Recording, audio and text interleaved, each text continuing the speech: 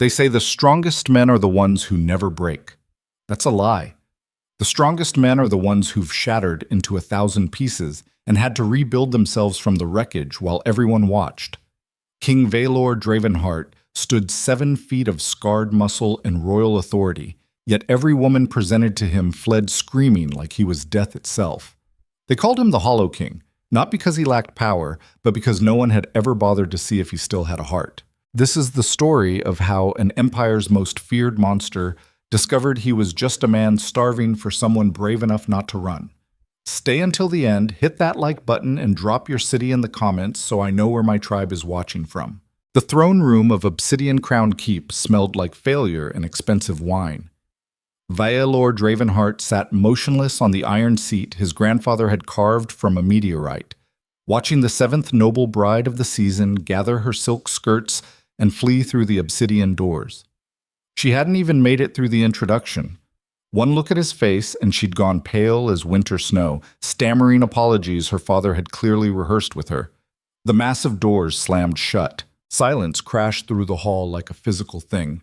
Chancellor Mordain cleared his throat from somewhere near the marble columns. The sound echoed too loud in the emptiness. You always hear your own humiliation clearer when there's nothing else to drown it out. Lord Caspian, the king's only remaining friend from the war campaigns, stepped forward. The man's boots clicked against polished stone with the hesitant rhythm of someone approaching a wounded animal. Caspian, we don't need to discuss this, Vaelor said, without looking up. The king's voice came out rough as gravel scraped across iron. Years of commanding armies on frozen battlefields had stripped any softness from it. Every word sounded like a threat, even when he was just asking for water. Your Majesty, we have to, Caspian replied. His tone carried that careful diplomatic weight politicians use when they're about to tell you something that'll gut you. The northern houses are starting to question the succession. They're whispering that a king who can't secure a queen might not be fit to hold the territories. Vaelor's jaw tightened. The scars running down the left side of his face pulled taut, the silver lines catching torchlight like rivers of mercury. He'd earned every one of those marks in combat. The deep gouge across his cheekbone from a Bloodstone Raider's axe, the burns along his neck from dragonfire during the Ashvale uprising, the puckered tissue across his collarbone where a poisoned blade had nearly ended him. Each scar was a testament to his capability as a warrior. Each scar was apparently also a reason no woman could stomach looking at him long enough to say wedding vows. Let them question, he said flatly. Caspian moved closer, lowering his voice. The northern lords aren't the real problem. It's the southern territories. Morvaine's been consolidating power in the capital. His influence with the trade houses is growing. If you don't establish a clear lineage soon, he'll position himself as the alternative. Vaelor finally lifted his gaze. His eyes were the color of molten gold, the one physical trait that marked him as descended from the ancient Dravenhart bloodline. Those eyes had made hardened generals kneel. They'd made enemy kingdoms surrender before a single sword was drawn, but they couldn't make a woman stay in the same room with him. Then perhaps Morvaine should take the throne, Vaelor said quietly. Perhaps the empire would be better served by a king who doesn't make noble women faint from terror. The words came out bitter. He hated the taste of them.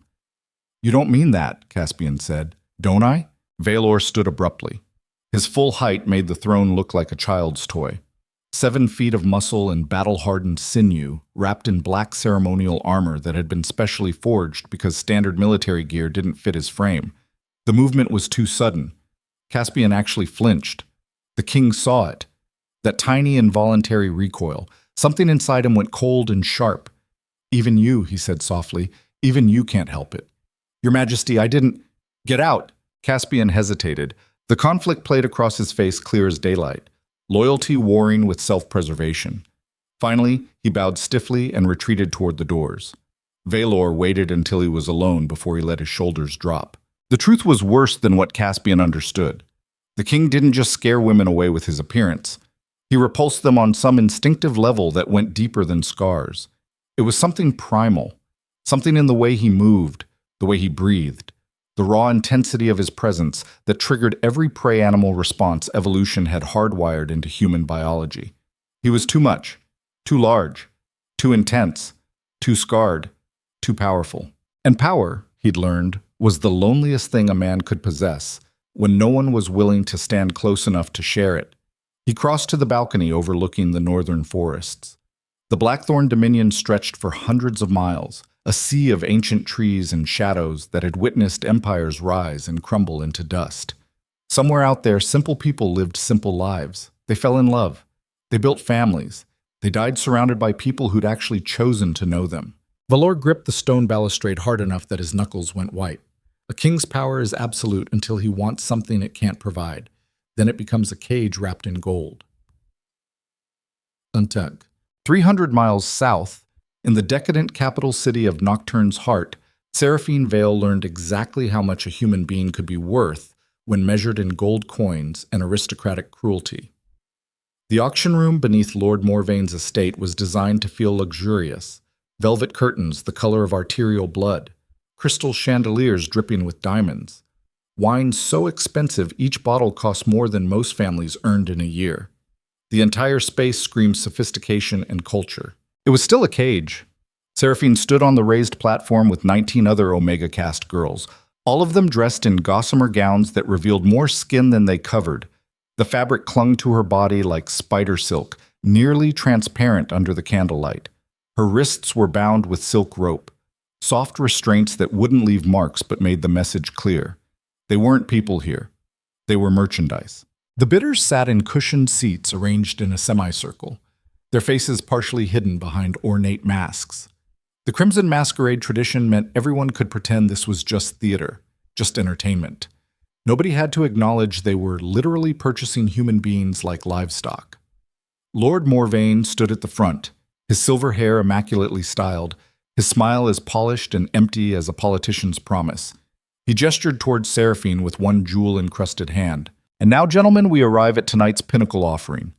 This is Seraphine Vale, bloodline verified Omega, 22 years of age, trained in classical arts and domestic disciplines. Note the bone structure, the clarity of skin, She's not livestock, a quiet voice said from somewhere in the line of girls. Morvain's smile didn't falter, but his eyes went reptilian. He turned slowly toward a younger Omega, maybe 16, who'd spoken. The girl immediately realized her mistake. Her face drained of color.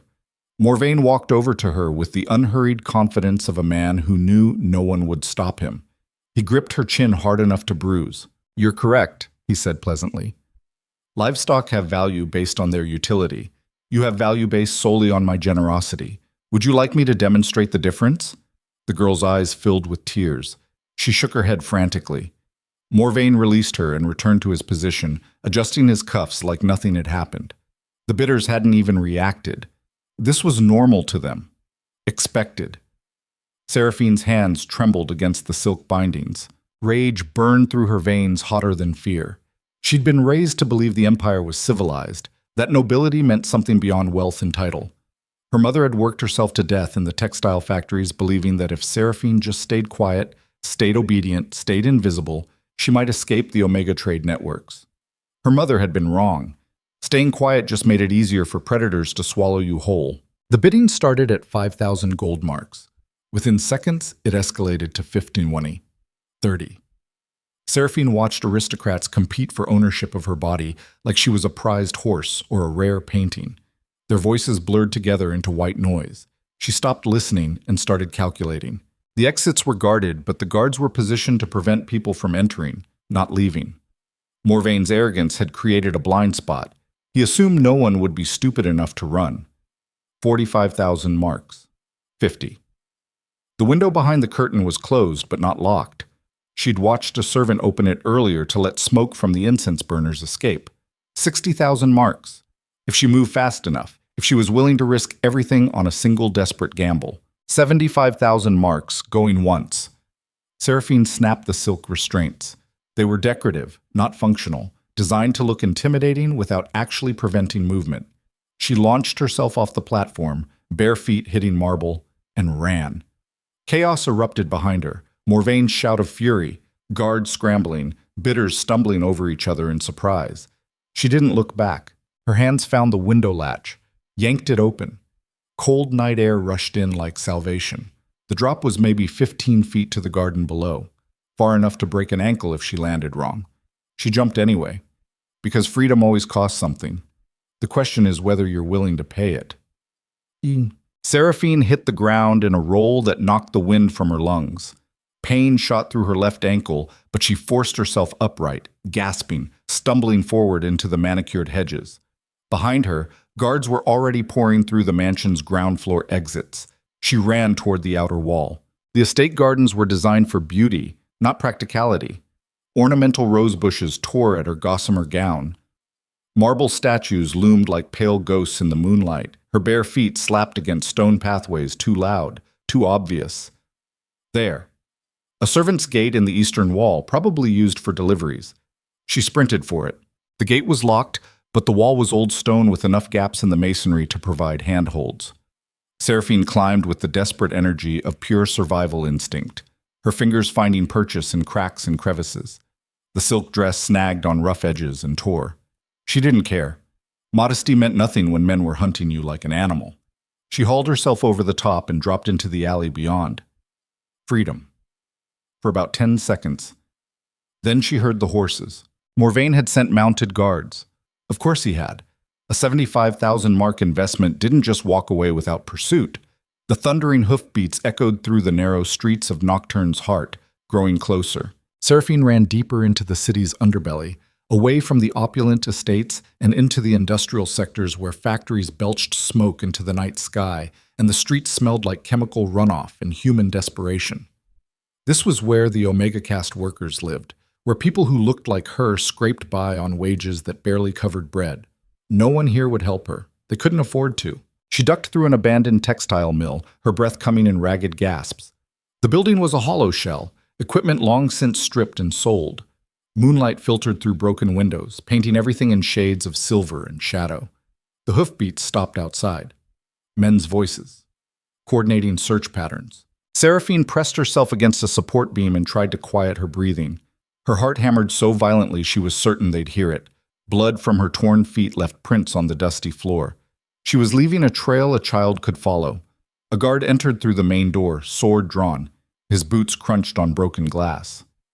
"Come out, Omega.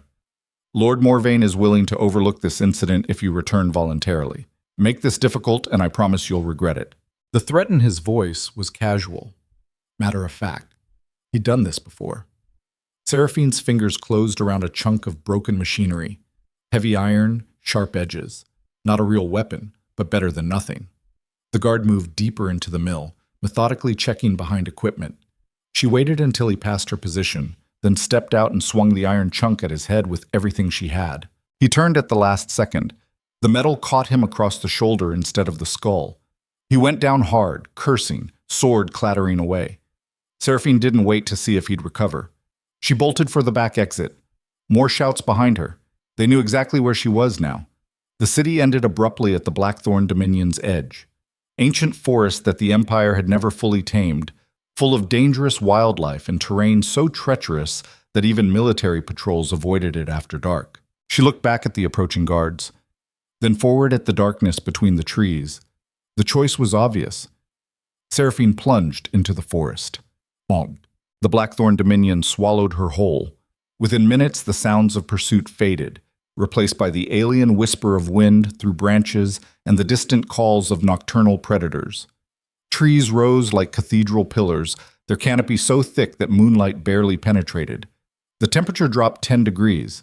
Seraphine pushed forward blindly, her torn feet screaming in protest. The gossamer dress was in tatters, providing zero protection against thorns and rough bark. Blood ran down her legs from a dozen cuts and scrapes. She had no plan beyond keep moving, no destination except away. The forest floor was a nightmare of roots and hidden dips that tried to break her ankles with every step. Once she fell hard, slamming into the ground with enough force to see stars. She lay there for a moment, tasting blood and dirt, her body begging her to just stop. But stopping meant capture, and capture meant Lord Morvain. She forced herself upright and kept walking. The storm hit without warning. One moment the forest was merely dark and threatening. The next, lightning split the sky and rain came down in sheets so thick she couldn't see 5 feet ahead. Thunder crashed like the world was tearing itself apart. Seraphine stumbled forward, soaked to the bone, shivering violently. Her teeth chattered so hard she bit her tongue. the metallic taste of blood mixed with rainwater. She had no idea where she was, no idea if she was even moving in a straight line. The human brain does strange things when pushed to its limits. It starts bargaining, offering deals with forces that don't negotiate. She found herself thinking maybe she should go back. Maybe Morvain would be merciful. Maybe being owned wasn't worse than dying of exposure in a forest that didn't care if she lived or died. Then lightning illuminated the clearing ahead, and standing in the center of it, motionless as a carved monument, was something that shouldn't exist. A man. No, not just a man. Vaelor Dravenhart, the Hollow King. Even through the rain and darkness, even half delirious from exhaustion, Seraphine recognized him. Everyone in the Empire knew that silhouette. 7 feet of brutal masculine power wrapped in black armor that seemed to absorb light. Scars that mapped his exposed skin like silver rivers. His golden eyes locked onto her. For a moment that stretched into eternity, neither of them moved. Then Seraphine's legs gave out and she collapsed forward. Vaelor caught her before she hit the ground. His arms were massive, solid as oak tree trunks. The heat radiating from his body was shocking after the cold rain. She should have been terrified. Every instinct should have screamed at her to run from this creature the Empire feared more than enemy armies. Instead, she grabbed his arm like a drowning woman grabbing driftwood. "Please," she gasped. "Please don't send me back." The king stared down at her with an expression she couldn't decipher. Shock, maybe. Confusion. Something else that might have been wonder if such a thing was possible on a face that harsh. "Send you where?" His voice was a rumble of distant thunder. "The auction. Lord Morvain. They're hunting me. I can't go back. I can't." Her words dissolved into shaking. The adrenaline that had carried her through the escape was crashing hard. Her body was shutting down. Vaelor shifted his grip, one arm sliding beneath her knees to lift her completely off the ground. She weighed nothing to him. He held her against his chest like she was something fragile that might shatter. "You're bleeding," he said. It was such an absurd observation under the circumstances that Seraphine almost laughed. Almost. Then hoofbeats echoed through the trees. The king's head snapped toward the sound. His entire body went rigid. She felt the change in him, the shift from surprised stranger to apex predator, every muscle in his frame coiled with lethal intent. 6 men on horseback emerged from the tree line, led by a mercenary captain in Morvain's colors. They pulled up short when they saw Vaelor. "Your Majesty," the captain said carefully, "we're pursuing stolen property. A runaway Omega from Lord Morvain's estate. By law, she must be returned." Vaelor's arms tightened around Seraphine fractionally. The word property hung in the air like poison.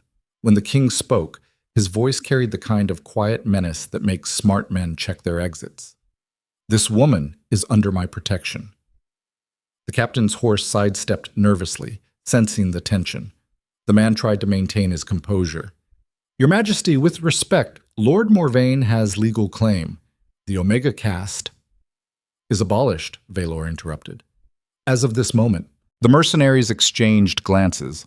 One of them actually laughed, a short, disbelieving bark. "Your Majesty cannot simply decree—" "Can I?" The king took a single step forward. The air pressure changed. It wasn't metaphorical. The rain itself seemed to bend away from him. The ground beneath his boots cracked slightly. This was alpha dominance in its rawest form, the biological weapon that evolution had given certain bloodlines. It wasn't magic. It was pure, overwhelming presence concentrated into a force that bypassed rational thought and spoke directly to the primitive survival center of the brain. Every horse in the clearing panicked. They reared, whinnying in terror, throwing riders who couldn't maintain control.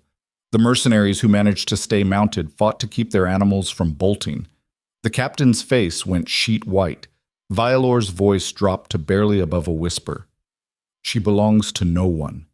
If you follow her again, I will consider it a declaration of war against the crown. Do you understand me?" The captain nodded frantically. His men were already retreating, their horses stumbling over themselves to escape. "Good," Vaelor said. "Then tell Lord Morvain that if he wants to dispute my claim, he can bring his grievances to Obsidian Crown Keep personally. I'll be happy to discuss them." The threat in those words was crystal clear. The mercenaries fled into the forest like demons were chasing them. Silence settled over the clearing again, broken only by rain and Seraphine's ragged breathing. She stared up at the king's face, at the scars and the hard angles and the eyes that had just terrified grown men into submission. This close, she could see the individual silver lines crossing his cheek, the slight crook in his nose where it had been broken and healed imperfectly, the permanent tension in his jaw. He looked down at her. Their eyes met, and something passed between them that neither could name. Recognition, maybe. Not of each other, but of something shared. A kind of loneliness that goes bone deep. The isolation that comes from being treated as less than human in fundamentally different ways. "I have you," he said quietly. It wasn't a reassurance. It was a promise. Vaelor turned and began walking through the storm, carrying her toward whatever came next. Seraphine let her head rest against his chest. For the first time in her life, she felt something that might have been safety.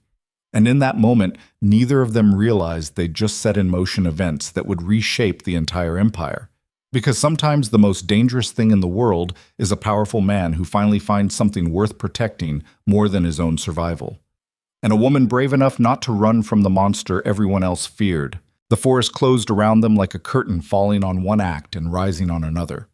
What neither of them knew was that back in Nocturne's heart, Lord Morvain had just received word of the king's interference, and the aristocrat was already planning his response, Obsidian Crown. Keep rose from the northern mountains like a blade thrust through the earth's spine. Black stone walls that had withstood centuries of sieges and winter storms. Towers that scraped the belly of storm clouds. It was a fortress designed by men who understood that beauty and brutality weren't opposites, but twins born from the same violent womb. Vaelor carried Seraphine through the main gates as dawn broke over the battlements. Guards snapped to attention, their faces carefully blank. They'd been trained not to question their king's actions, but Seraphine could feel their stares tracking her like crossbow sights. A half-naked Omega wrapped in the hollow king's arms, blood streaking down her legs, the gossamer dress hanging off her in shreds that barely qualified as clothing. She must have looked like exactly what the rumors would claim she was. Spoils of war. A plaything. Another broken thing the Monster King had claimed. Vaelor's jaw was set so tight she could see the muscle jumping beneath the scarred skin. He was aware of the scrutiny, aware of what his people were thinking, and choosing to ignore it with the kind of disciplined fury that came from years of being judged for existing. Chancellor Mordain intercepted them in the Grand Hall, his robes swirling as he hurried forward. The man's eyes went wide when he registered what he was seeing.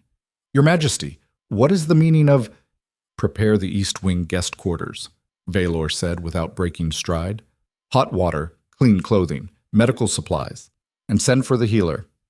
Sire, if I might inquire—" "Now, Chancellor." The command hit like a physical blow. Mordain actually stumbled back a step, his mouth snapping shut. Vaelor continued past him toward the sweeping staircase that led to the upper levels. Seraphine's fingers tightened against his armor. She could feel the rigid tension in every line of his body. This man had just declared war on one of the Empire's most powerful aristocrats for a woman whose name he didn't even know yet. The implications were staggering and terrifying, because power always demands payment. The question is who ends up paying the price. The East Wing was reserved for visiting dignitaries and high-ranking allies. The quarters Vaelor carried her into were larger than the entire tenement building she'd grown up in. Silk tapestries depicting ancient battles, furniture carved from rare woods, windows that overlooked the forest stretching toward the southern territories like a dark ocean. He set her down carefully on a velvet sofa near the fireplace. His hands lingered for just a moment, as if he wasn't quite certain she wouldn't disappear if he let go. Then he stepped back abruptly. The distance he put between them was deliberate, calculated. She watched him retreat to the far side of the room, his massive frame somehow looking uncertain in a way that contradicted everything she knew about alpha dominance. "I should leave you to rest," he said. His voice came out rougher than before. "The healer will tend your injuries." Seraphine stared at him, at this creature who terrorized trained mercenaries into retreat and was now acting like he didn't know what to do with his own hands. "Why did you help me?" The question came out barely above a whisper. Vaelor's golden eyes fixed on her. For a long moment, he didn't answer. The fireplace crackled. Somewhere in the fortress, boots echoed on stone. "Because," he said finally.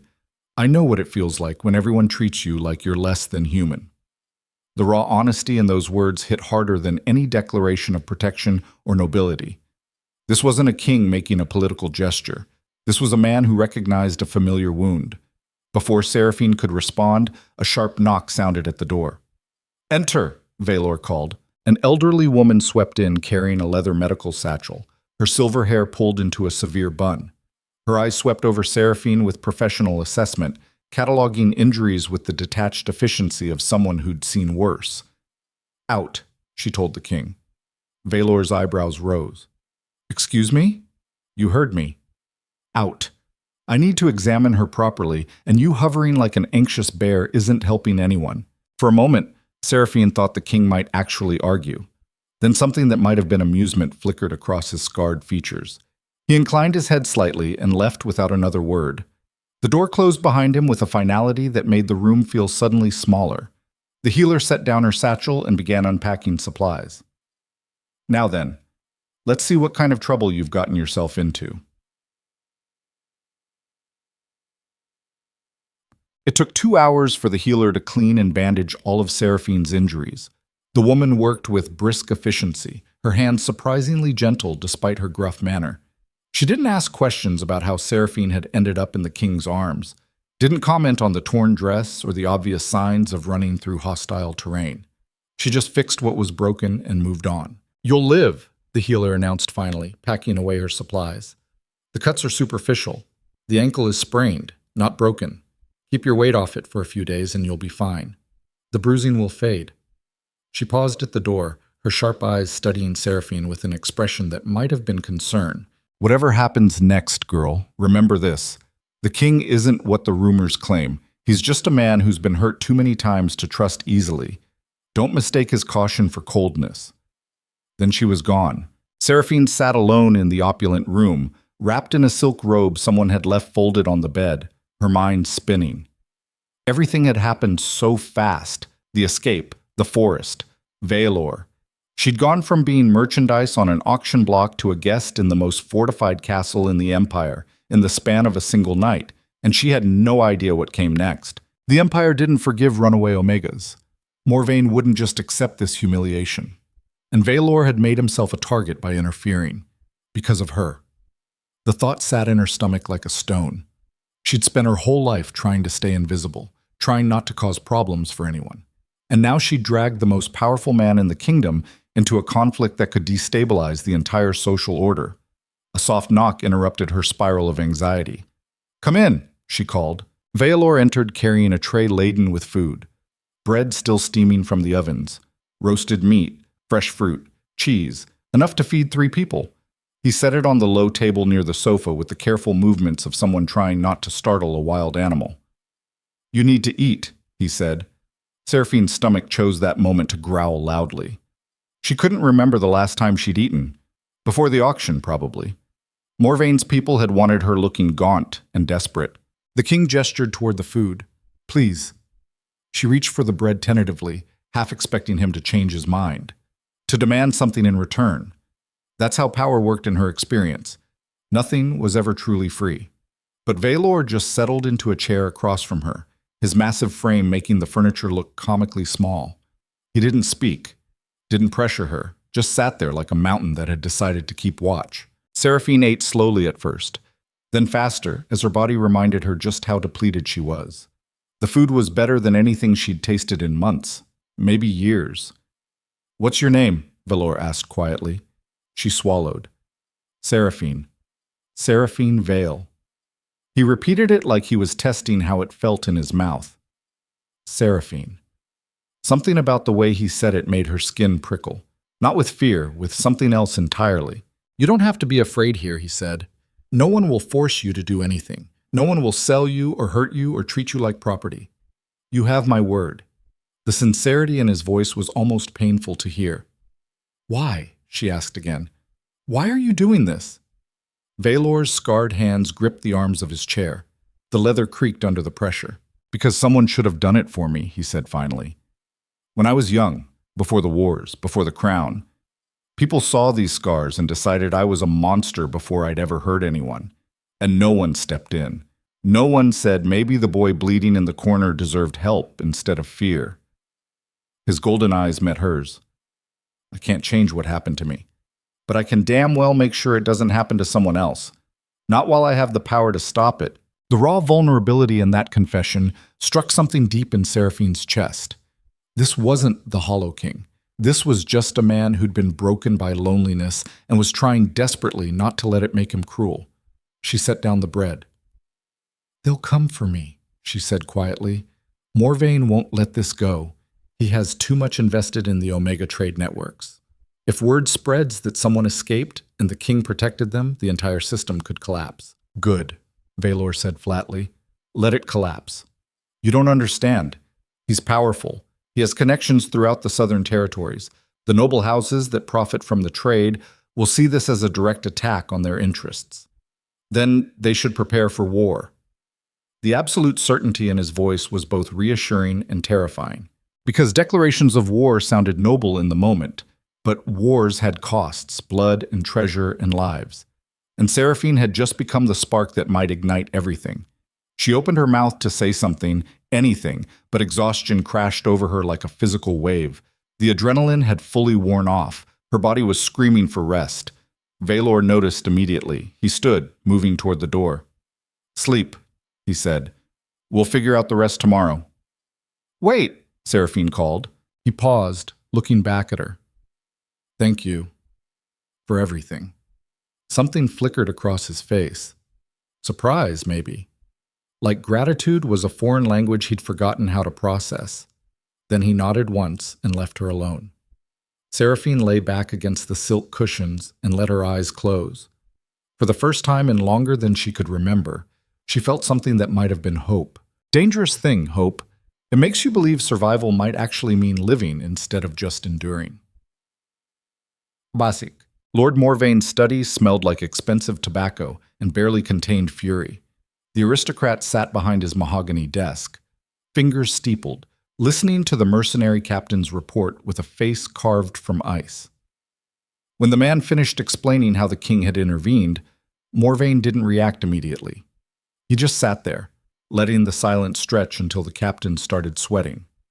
"So," Morvain said eventually, his voice soft as poisoned silk, "the Hollow King has decided to play hero." The captain shifted his weight nervously. "My lord, the alpha dominance he displayed, it was beyond anything I've seen. My men couldn't even stay mounted. The horses—" "I don't care about your horses," Morvain interrupted. "I care that a 75,000 mark investment is currently residing in Obsidian Crown Keep instead of being delivered to Duke Sereth, as promised." "The Duke is not pleased," offered another voice. Baron Fentress stepped from the shadows near the bookshelf. The man was rail-thin, his face all sharp angles and cold calculation.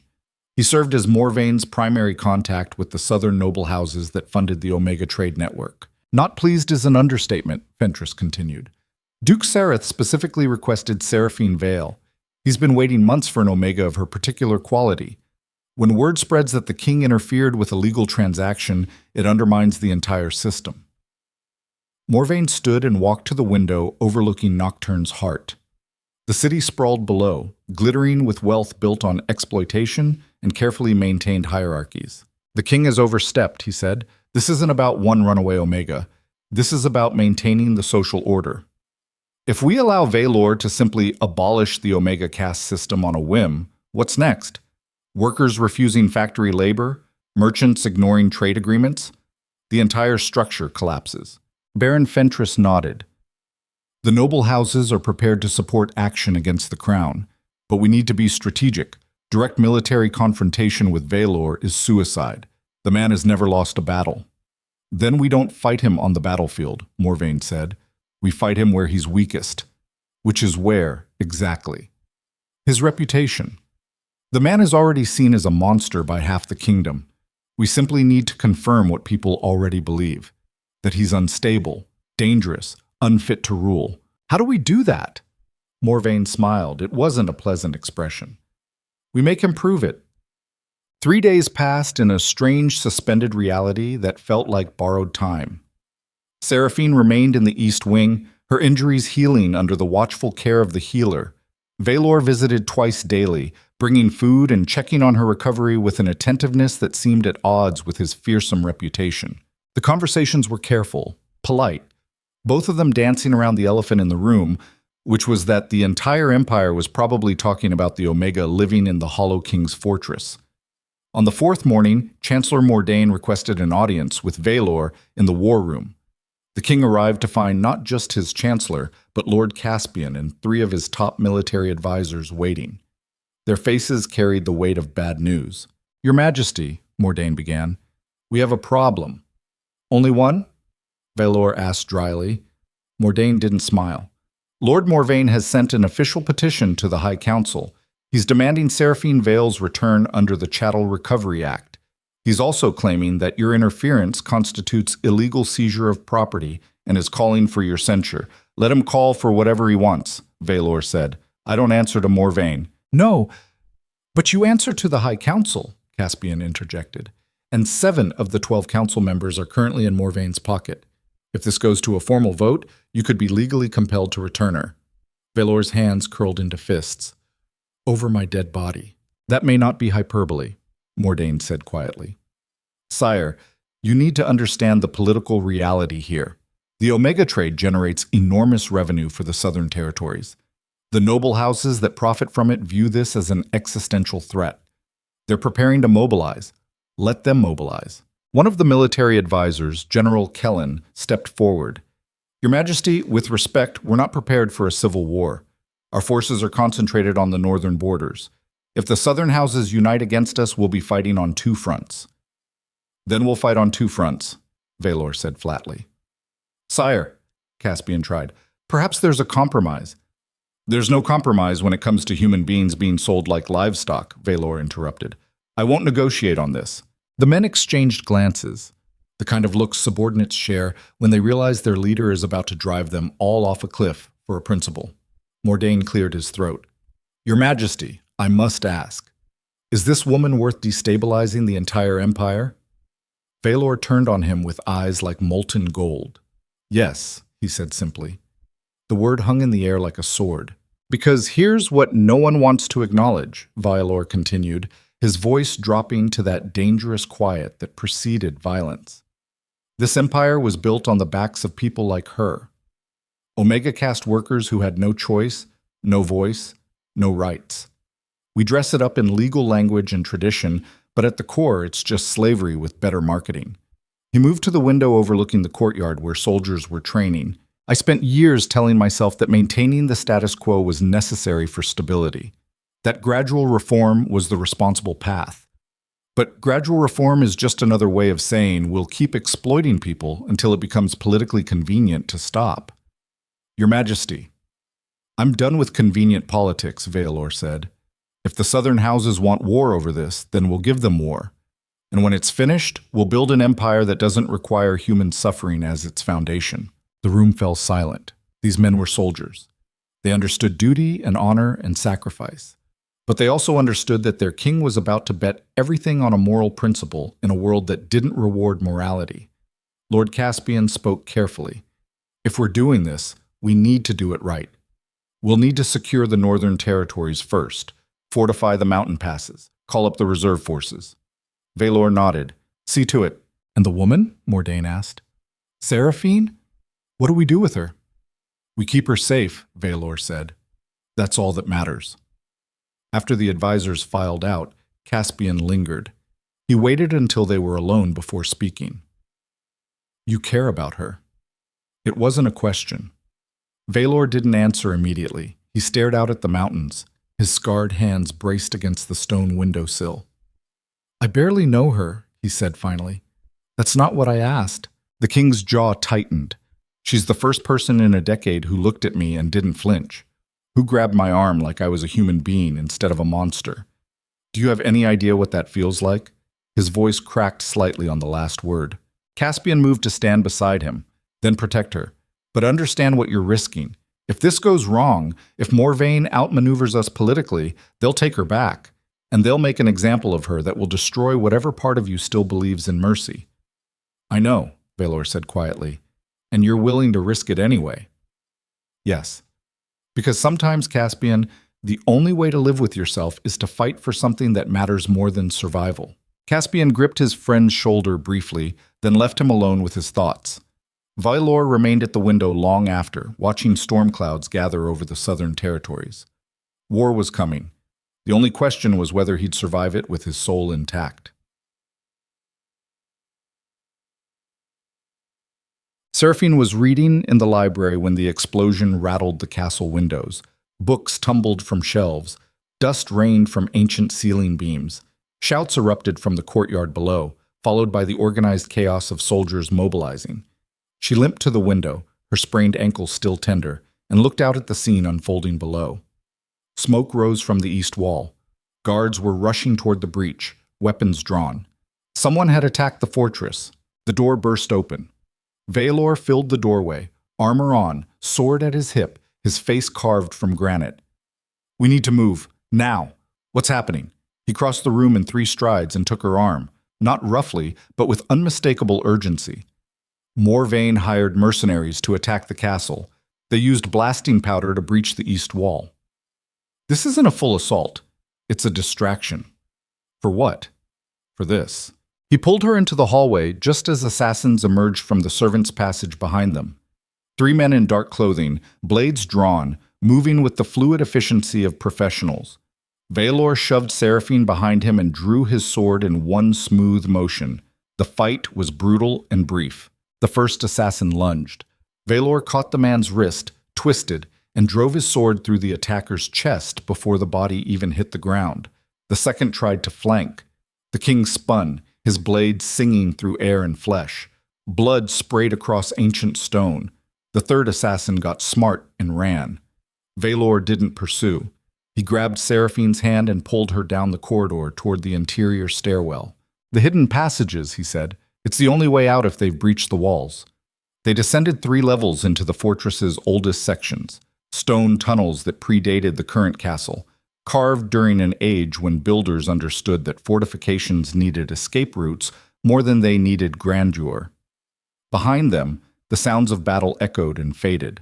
Vaelor moved with the confidence of someone who'd memorized every inch of his fortress. Seraphine struggled to keep pace, her ankle screaming in protest. She didn't complain.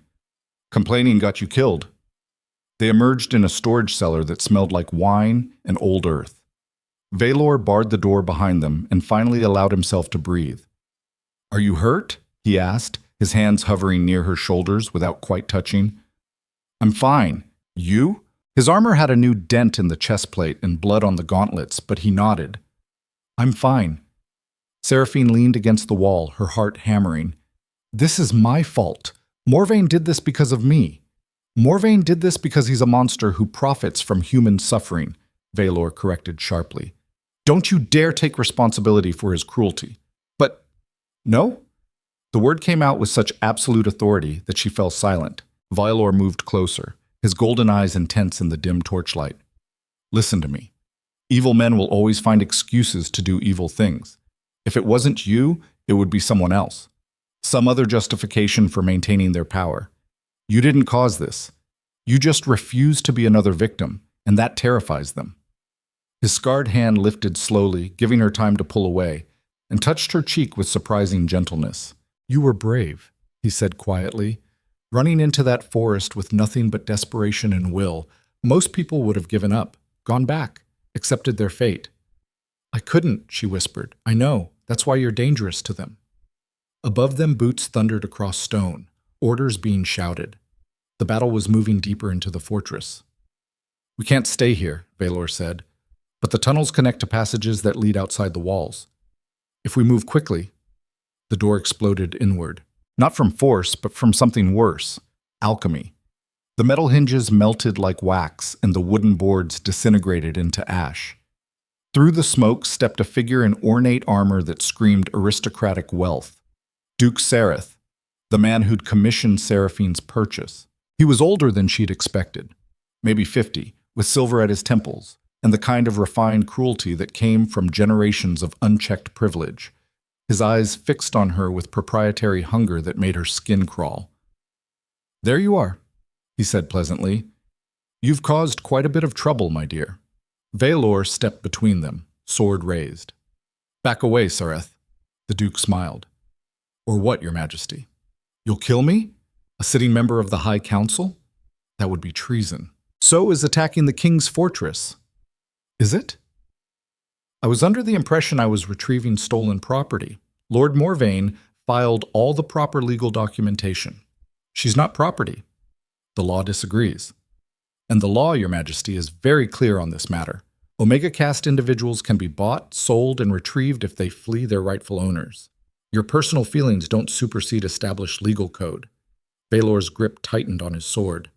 "Then the law is wrong." Duke Sareth's smile widened. "Perhaps. But until you change it through proper channels, you're bound by it, just like everyone else." He gestured, and 6 more armed men filed into the cellar.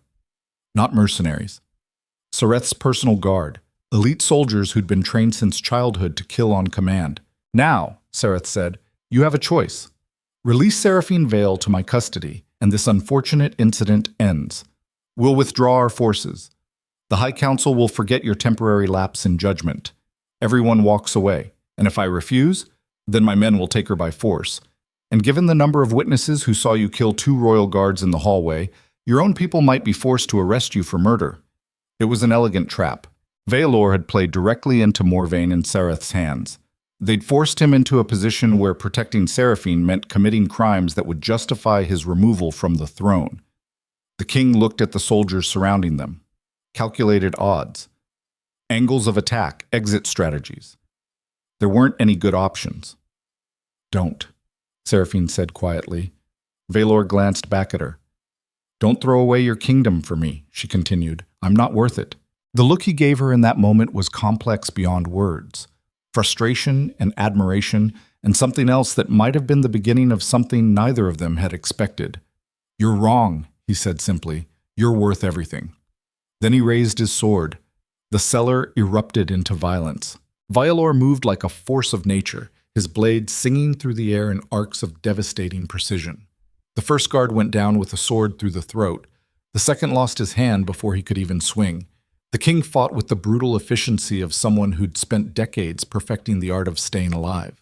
But 6 against 1 were terrible odds even for the Empire's greatest warrior. A blade caught him across the ribs. He grunted, pivoted, and drove his elbow into his attacker's face.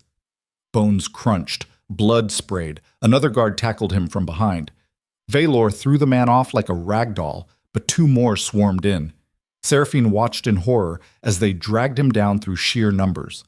"Stop!" she screamed. I'll go with you. Just stop hurting him."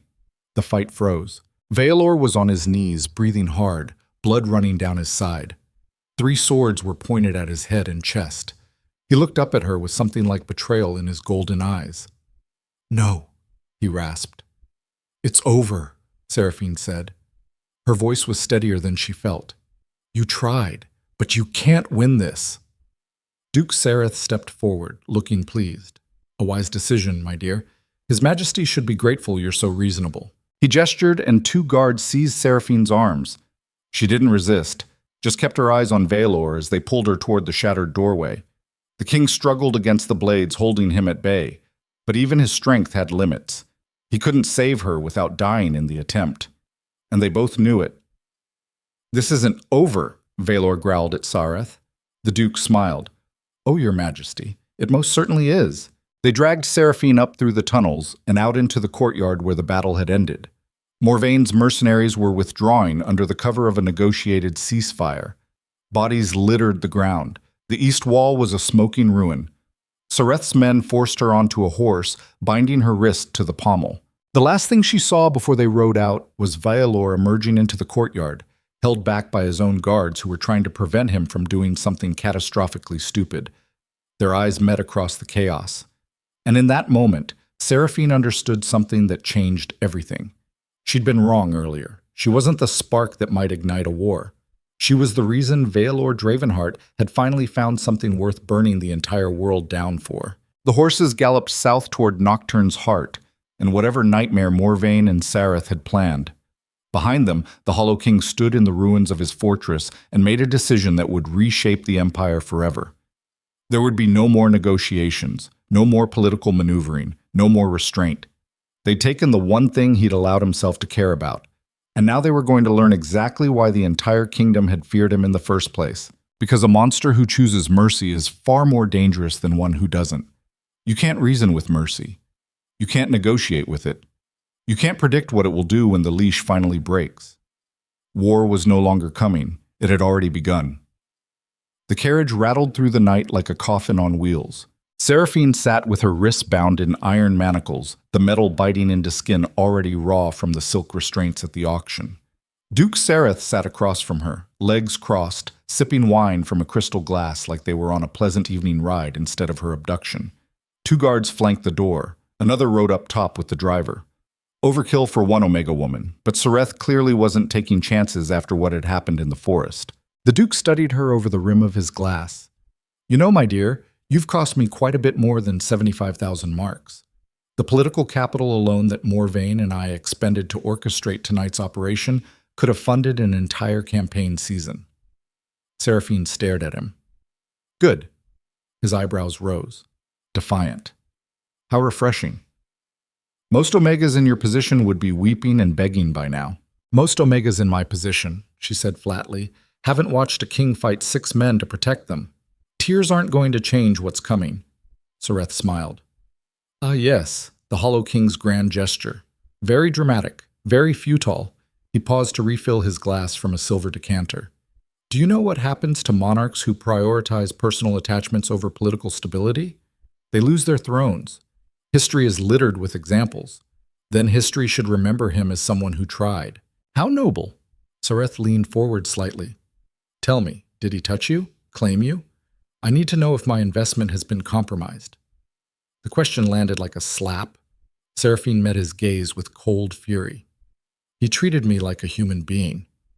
"I realize that's a foreign concept to you." Sereth laughed, a genuine sound of amusement. "Oh, you are going to be entertaining." Duke Sereth had a reputation for breaking spirited Omegas.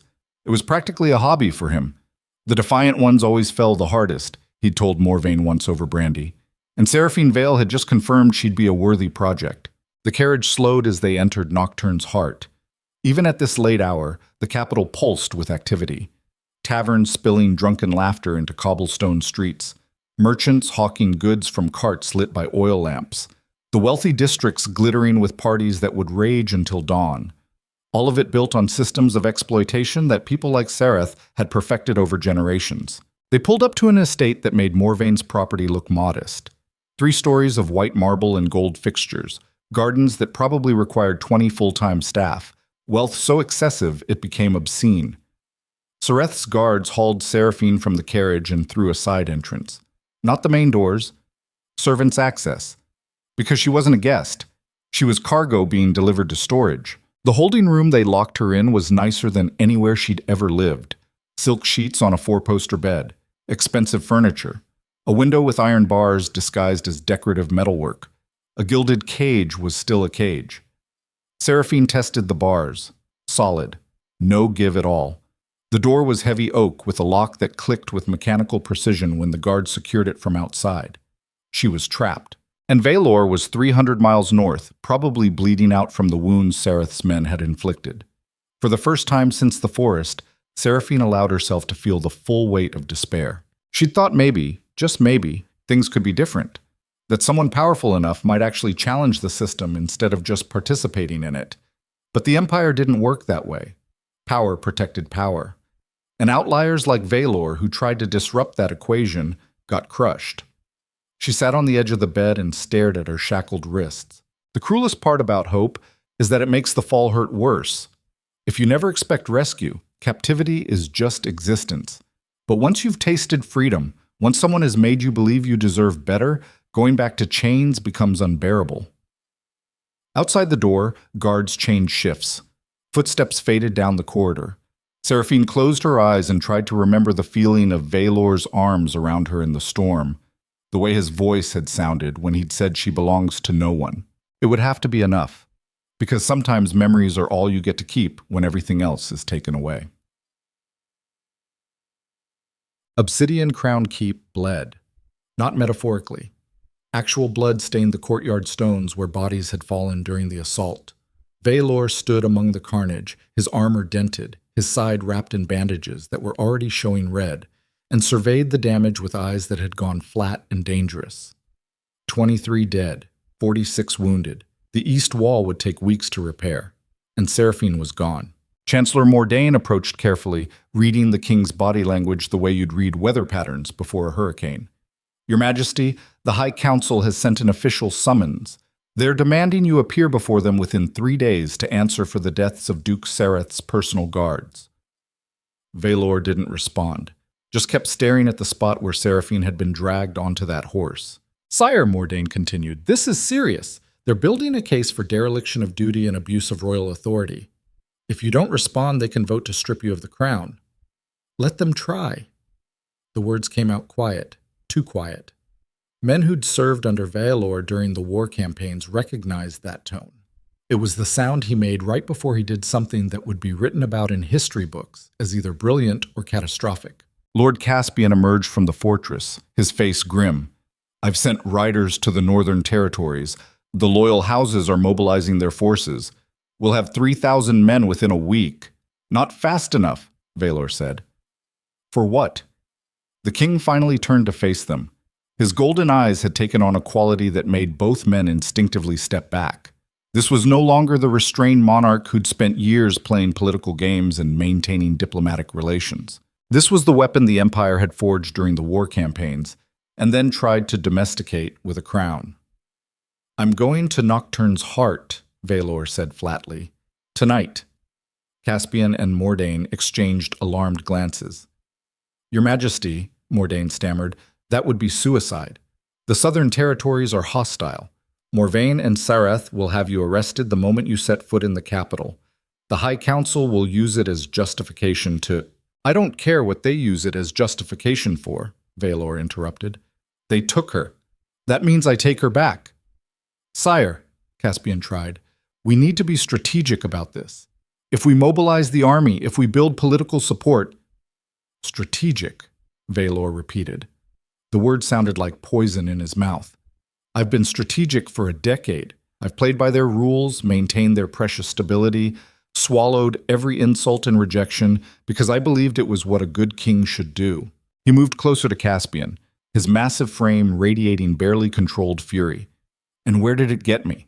They still see me as a monster. They still treat human beings like property. And now they've taken the one person who looked at me and saw something worth protecting instead of something to fear. Your Majesty, being strategic is just another way of saying be patient while evil wins, Vaelor said. I'm done being patient. He turned and walked toward the stables, each step heavy with purpose. Caspian followed. If you do this, you'll be starting a civil war. Then I'll start a civil war. The certainty in those words was absolute, final. Because here's the truth about power that politicians never want to admit. Real power isn't found in careful negotiation or diplomatic compromise.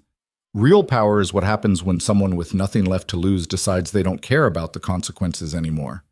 And Vaelor Dravenhart had just crossed that line. Caspian grabbed his arm.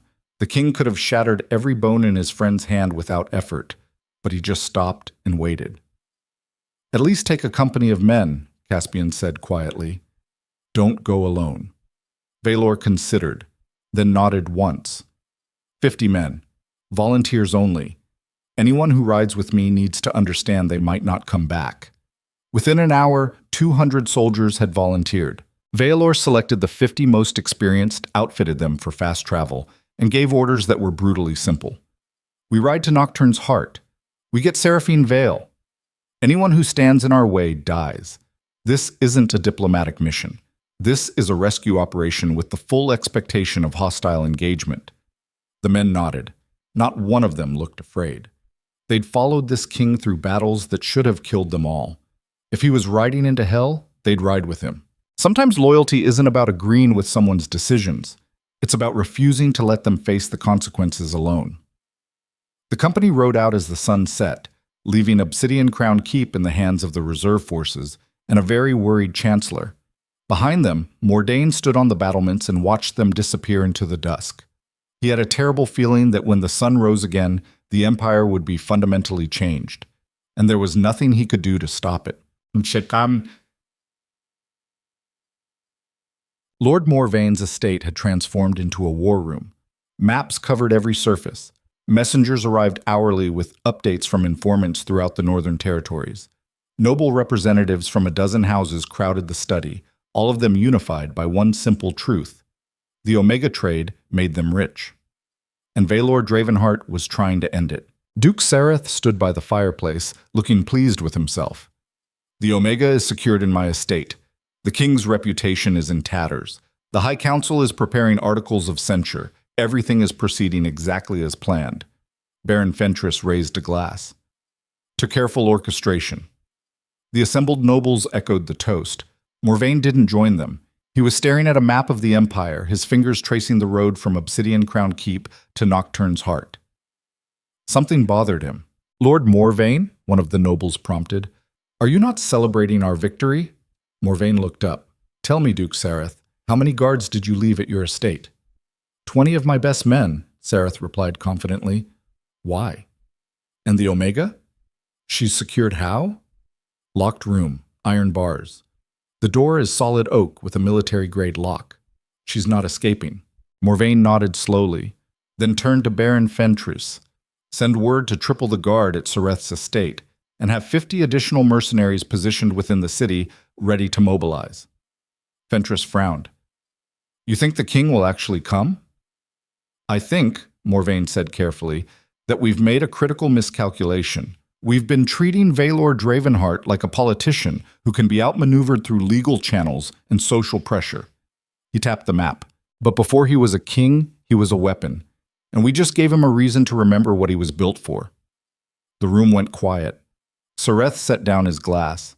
You're overreacting. Even if he comes to the capital, the moment he acts against a member of the High Council, we'll have legal grounds to arrest him. He can't fight the entire city guard. Can't he? Morvain asked. This is a man who held the Ashvale Bridge against 3,000 enemies with 100 soldiers, who burned the Bloodstone Raider fleet while standing on a sinking ship, who has never in his entire military career retreated from a fight. He met Serath's eyes. We've been treating this like a political problem. It's not. It's a military one. And we're not prepared. Then what do you suggest? Serath demanded, irritation creeping into his voice. I suggest, Morvain said, that we move the Omega, tonight, to a location outside the city where she can be held without risking urban warfare. Serath's face flushed. Absolutely not. I paid for her. She stays in my custody. Your pride is going to get us all killed. Watch your tone, Morvain. I'm a sitting duke, and I'm the man who built the network that makes you rich, Morvain snapped. So when I tell you we need to move the asset, you listen. The two men stared at each other across the study. The other nobles shifted uncomfortably. Finally, Serath exhaled. Fine. Where do you propose we relocate her? The Wraithvine Forest. There's an old hunting lodge on the eastern edge. Remote. Defensible. If Vaelor somehow tracks her there, we'll have advance warning and can prepare an appropriate response. Baron Fentress nodded. That's actually sound strategy. Serath looked like he'd swallowed something sour, but eventually nodded. Fine. I'll have my men transfer her within the hour. Morvain felt some of the tension leave his shoulders. Maybe they'd actually survive this. The trick to maintaining power is simple. Never underestimate your enemies. Never assume victory until your opponent is dead or broken beyond recovery. And never, ever mistake silence for surrender. Morvain had built an empire of exploitation by following those rules. He just hoped it would be enough against a king who'd decided to stop playing by any rules at all. Seraphine was dragged from the gilded room at midnight. No explanation. Just guards unlocking the door and hauling her upright with rough efficiency. She tried to ask questions, but they ignored her, marching her through corridors and out a back entrance to where a covered wagon waited. Duke Serath stood beside it, arms crossed. Change of plans, my dear. You're being relocated to more secure accommodations. Seraphine's mind raced. Why? What happened? Let's just say Lord Morvain is concerned your presence in the city might attract unwanted attention. We're moving you somewhere quieter. They lifted her into the wagon. No cushions this time, just rough wood and the smell of old hay. The door slammed shut and locked from outside. Through gaps in the boards, Seraphine watched Nocturne's Heart fade into the distance as the wagon rolled east. toward the Wraithvine forest. Terror crawled up her spine. Everyone knew the stories about Wraithvine. Trees so dense that daylight never fully penetrated. Predators that considered humans just another food source. It was where the Empire sent criminals they wanted to disappear without official executions. She was being taken somewhere she'd never be found. The wagon bounced over increasingly rough terrain. Hours passed. Her body ached from being thrown against the hard wood. The guards riding alongside talked in low voices about everything except where they were going or why. Finally, the wagon stopped. The door opened. Guards pulled her out into a clearing surrounded by trees that looked like they were made of shadow and malice. A hunting lodge squatted in the center, all dark wood and shuttered windows. Torches provided the only light, casting everything in shades of orange and black. Sereth's captain, a man named Vex, grabbed her arm and marched her inside. The lodge was Spartan. Bare wood floors, a fireplace with a few chairs, hunting trophies mounted on walls. And at the back, a room with a door that looked like it had been reinforced recently, heavy iron hinges, a lock that belonged on a prison cell. They shoved her inside. This room was worse than the previous one. No bed, just a thin mat on the floor. One small window set too high to reach. Stone walls that wept moisture. Vex stood in the doorway. Duke's orders are simple. You stay here until the political situation in the capital resolves. Could be days. Could be weeks. Cooperate and you'll be fed, 'cause problems and you won't. He slammed the door. The lock clicked. Darkness swallowed her whole. Seraphine sank to the floor and wrapped her arms around her knees. The stone was cold. The air smelled like mildew and old fear. She'd gone from auction block to King's Fortress to gilded cage to literal prison in the span of less than a week. And there was no rescue coming this time. Vaelor didn't even know where she was. By the time he figured it out, if he figured it out, Morvain and Sereth would have already consolidated their political position. The High Council would strip him of power. The Omega trade would continue. She'd run so hard, fought so desperately, and for what? To end up right back where she started. Property to be stored and utilized at someone else's convenience. The worst part about hope is the aftermath when it dies. It leaves a hole shaped exactly like the future you'd allowed yourself to imagine. And filling that hole with acceptance of your actual circumstances is like swallowing ground glass. Seraphine closed her eyes and tried to remember Vaelor's voice. You're worth everything. Lies, probably. Things powerful men said in the moment because they felt guilty or protective or whatever emotion had gripped them. But once she was gone, once the political pressure mounted, once his advisors made him see reason, he'd forget her. That's what survival demanded. And Vaelor, for all his scars and loneliness, was a survivor. Outside, guards changed shifts. Footsteps faded. The night deepened. And in the darkness, Seraphine made herself a promise. If she ever got out of here, if she somehow survived this, she'd never trust power again. Never believe that anyone, no matter how well-intentioned, could actually change systems designed to crush people like her. The only person you could truly rely on was yourself.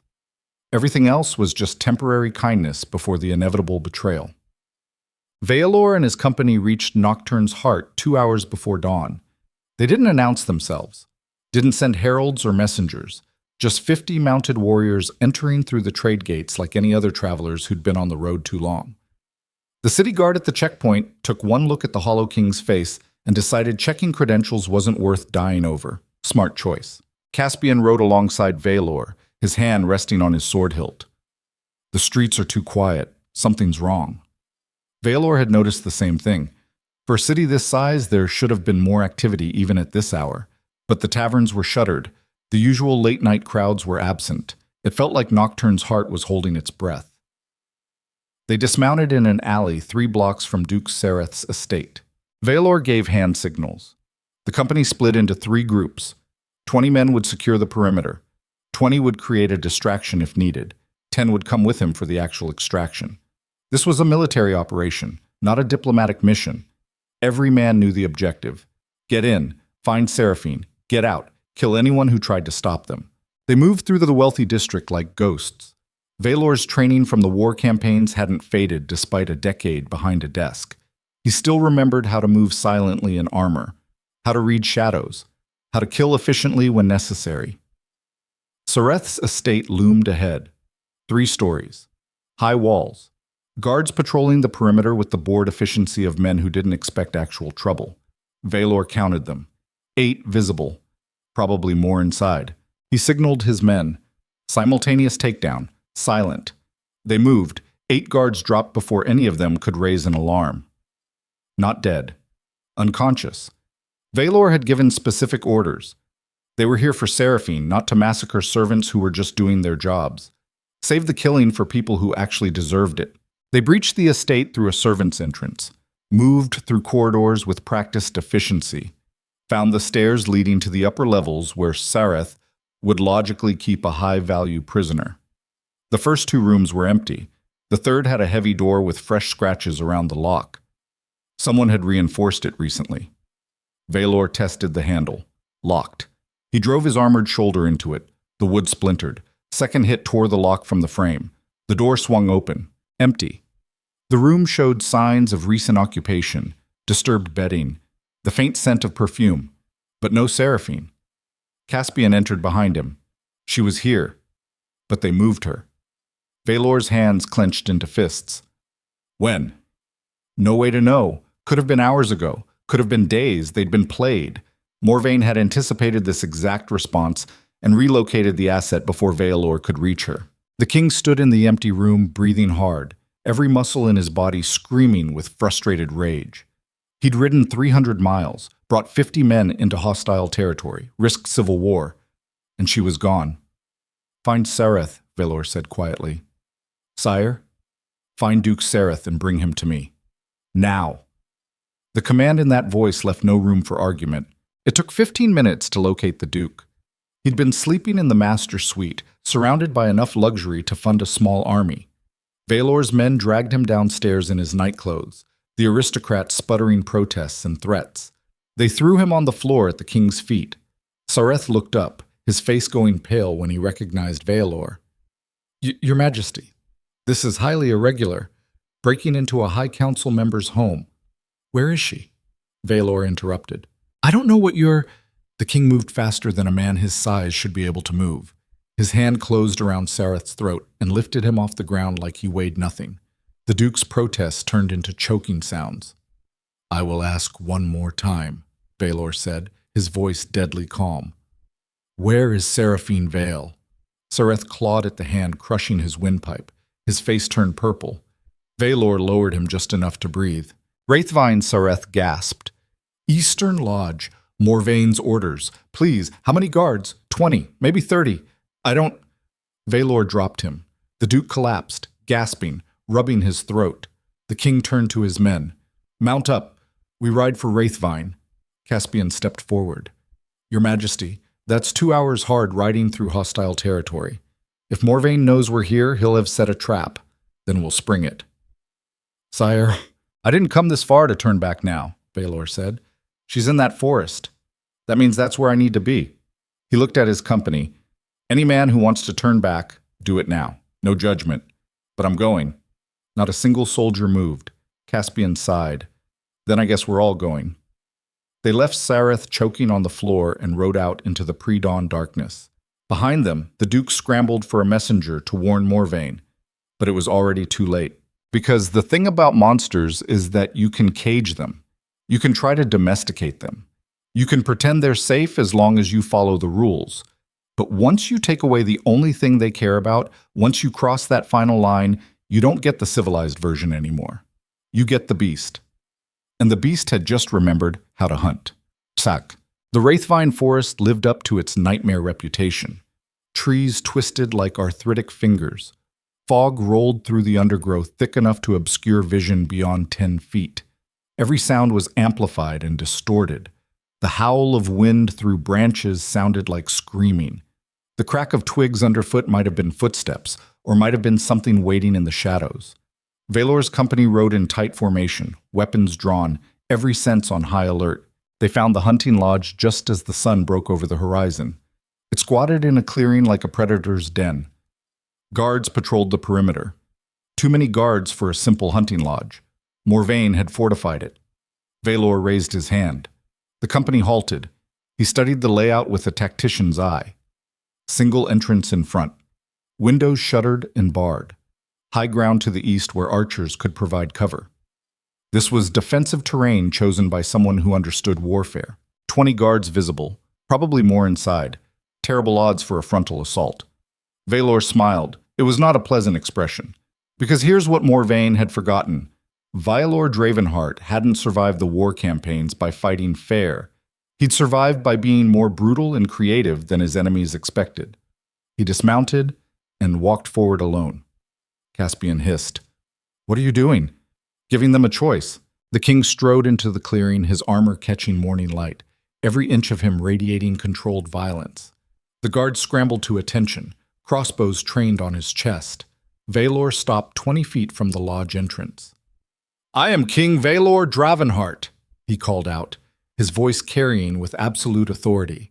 "You are currently holding a woman named Seraphine Vale. Release her immediately, and you live. Refuse, and I burn this forest down with all of you in it." Silence. Then the door opened and a familiar figure stepped out. Lord Morvain. The aristocrat looked surprisingly calm for a man facing an enraged king. He held a glass of wine in one hand like they were negotiating a trade agreement instead of standing on the edge of violence. "Your Majesty," Morvain said pleasantly, "how unexpected to see you here. Though I suppose I should have anticipated your emotional response." "Release her," Vaelor repeated. "Or what? You'll kill me?" "You're in the heart of the southern territories, surrounded by guards. You're 50 men against my fortified position. This isn't a battlefield, Your Majesty. This is suicide." "Then I'll die," Vaelor said flatly. "But she goes free first." Morvain sipped his wine. Such devotion. It's almost touching. "Tell me, do you really think one runaway Omega is worth starting a civil war? Worth throwing away your crown? Your legacy?" "Yes." The word came out absolute. "Final." Morvain studied him for a long moment, then sighed. "You know what the tragedy is? I actually believe you mean that, which proves exactly why you're unfit to rule. A true king puts the empire first, always. Personal attachments are weaknesses to be managed, not indulged." He gestured, and 20 more guards emerged from the tree line. Crossbows, swords, professional soldiers who'd been lying in wait, 50 against 50. Even odds. Except Vaelor's men were exhausted from 2 days of hard riding, and Morvain's were fresh and fortified. "Last chance," Morvain called. "Walk away. Return to your fortress. The High Council will strip you of the crown within a week, and you can live out your days as a private citizen. Fight, and you die here. Your men die, and Seraphine Vale remains exactly where she is." Vaelor looked back at his company, at Caspian and the soldiers who'd followed him into this nightmare. Then he looked at the lodge where somewhere inside Seraphine was being held. The choice should have been obvious. Retreat. Survive. Live to fight another day through political channels. But Vaelor had spent a lifetime making the smart choice, the strategic choice, the choice that preserved stability and avoided conflict. And all it had earned him was a decade of loneliness in a fortress filled with people who feared him. He drew his sword. The sound of steel leaving the scabbard was loud in the morning stillness. Morvain's face fell. "You're actually doing this." "I am. Then you're a fool." "No," Vaelor said quietly. "I'm just a man who's finally decided what he's willing to die for." He turned to his men. "For honor," he roared. "For the king," they roared back, and the clearing exploded into violence. The first wave of crossbow bolts tore through the morning air like mechanical death. Vaelor's company scattered, shields raised, horses screaming as quarrels punched through armor and flesh. 3 men went down in the opening volley, then 5. The clearing transformed into a killing field in the span of heartbeats. The king charged forward through the chaos, his sword already slick with blood from the first guard who'd been stupid enough to meet him head-on. The man's body hadn't even hit the ground before Vaelor was moving to the next target. This was what he'd been built for. Not sitting on thrones, not managing political crises, not playing diplomat with aristocrats who'd never held a weapon in their lives. This, combat, the brutal mathematics of survival where hesitation meant death and mercy was a luxury no one could afford. A soldier rushed him from the left. Vaelor caught the sword thrust on his vambrace, twisted, and drove his blade through the man's chest in one fluid motion, pulled it free, blocked an axe swing from behind, spun and opened the attacker's throat with a backhand slash that sprayed arterial blood across dead leaves. His training from decades of warfare took over completely. Body moving on pure instinct, every strike calculated for maximum efficiency. No wasted movement, no hesitation. Because here's the truth about violence that civilized society tries to forget. Some men are forged in circumstances so brutal that killing becomes as natural as breathing. Not because they enjoy it, but because survival carved it into their DNA until combat wasn't a choice but an automatic response. Vaelor had spent years trying to bury that part of himself, trying to be the king the Empire needed instead of the weapon the war had created. But today, he stopped trying. Today he let the monster out. Caspian fought beside him, his sword work precise and deadly. The man had earned his position as the king's closest ally through campaigns that had turned other soldiers into broken shells. He'd seen Vaelor like this before, knew what happened when the restraints came off. "Fall back to the lodge entrance," Caspian shouted to their company. "Defensive formation." The king's men obeyed with the discipline of veterans. They contracted into a wedge with Vaelor at the point, shields overlapping, creating a mobile fortress that advanced step by bloody step toward the hunting lodge. Morvaine's guards tried to stop them, died trying. Crossbow bolts shattered against raised shields. Swords glanced off armor. Bodies piled up as the wedge pushed forward with inexorable momentum. Morvaine himself had retreated inside the lodge, his calm facade finally cracking. He'd miscalculated catastrophically. The Hollow King wasn't supposed to be this effective. Wasn't supposed to fight with the precision of a man 20 years younger who'd spent his entire life perfecting the art of not dying. The aristocrat scrambled for the back room where Seraphine was being held, his insurance policy, his leverage. But Vaelor was faster. The king hit the lodge door like a battering ram. The wood exploded inward. Guards inside tried to form a defensive line, but they were facing a 7-foot titan covered in blood and scars who just carved through 30 men to reach this point. They broke. Not because they were cowards, but because survival instinct overrode training when confronted with something that looked less like a human being and more like a natural disaster given physical form. Vaelor moved through the lodge's interior like judgment incarnate. Every room he cleared brought him closer to the back where his senses told him she had to be. Every second that passed cranked his fury tighter. Then he heard it. A muffled scream through a heavy door. Seraphine. He crossed the distance in 3 strides. The door was reinforced, thick oak with iron bands, built to withstand a siege. Vaelor hit it with his shoulder. The frame cracked. Second impact tore the hinges from stone. Third strike sent the entire door crashing inward. The room beyond was dim. Stone walls, a single high window, and there, pressed against the far wall with Morvaine's blade at her throat, was Seraphine. She looked thinner, bruised. Her wrists were raw from manacles, but alive. And when her eyes met his, something in them blazed to life that might have been hope, or relief, or fury, or all 3 at once. "Release her," Vaelor said quietly. His voice was perfectly calm, the kind of calm that came right before hurricanes made landfall.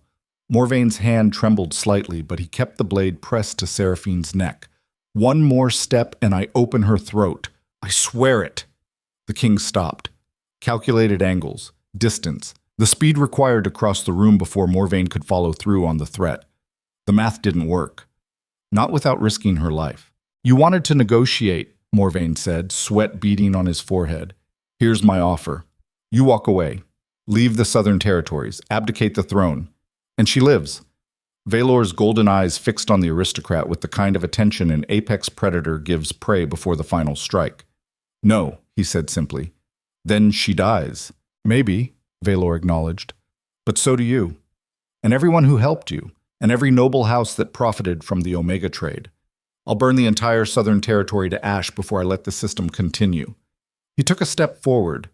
Morvaine pressed the blade harder against Seraphine's skin. A thin line of blood appeared. "Stop!" The sight of that blood flipped a switch in Vaelor's brain. The careful calculation disappeared. The strategic thinking evaporated. What remained was pure protective rage distilled into its most elemental form. He moved. Not forward. Sideways. Grabbing a heavy wooden chair and hurling it at Morvaine's head with enough force to shatter bone. The aristocrat flinched, raised his free arm to block. The blade moved away from Seraphine's throat for just a fraction of a second. That was all Vaelor needed. He closed the distance faster than physics should allow for a man his size. His hand caught Morvaine's wrist, twisted with enough force to snap bones. The aristocrat screamed, dropped the blade. Vaelor drove his fist into Morvaine's face. Once, twice, 3 times. The man's nose shattered, teeth broke, blood sprayed across expensive flooring. The king could have killed him, should have killed him. Every instinct screamed for it. But he forced himself to stop, dropped the broken aristocrat to the floor, turned to Seraphine. She stood frozen against the wall, her hand pressed to the shallow cut on her throat, staring at him with wide eyes. For a moment, neither of them moved. Then Vaelor crossed to her and very gently touched her face, checking for injuries. His massive scarred hands were surprisingly careful, like he was handling something precious that might break. "I'm sorry," he said quietly. "I should have been faster, should have anticipated." "You came," she interrupted. Her voice was hoarse, raw. "You actually came. Of course I came." The simplicity of those words carried more weight than any grand declaration. Behind them, Morvaine groaned, tried to crawl toward the door. Caspian appeared in the doorway, sword drawn, and planted a boot on the aristocrat's back. "Don't," Caspian said pleasantly. "You've caused enough trouble for one day." Vaelor pulled Seraphine into his arms. She collapsed against his chest, shaking. Not from fear, from the sheer overwhelming relief of being safe after days of captivity in a stone room with nothing but despair for company. The king held her and let her shake, didn't try to rush her, didn't offer empty reassurances, just provided solid presence while her nervous system processed that the nightmare was actually over. Outside, the sounds of combat had faded. Either his men had won or they'd been overrun. Vaelor listened for distinguishing sounds, heard his soldiers calling to each other, securing the perimeter, treating wounded. Victory then. Costly, probably. But victory nonetheless. Caspian cleared his throat. "Your Majesty, we need to move. Morvaine likely sent messengers the moment we arrived. The city guard will be mobilizing." "How many did we lose?"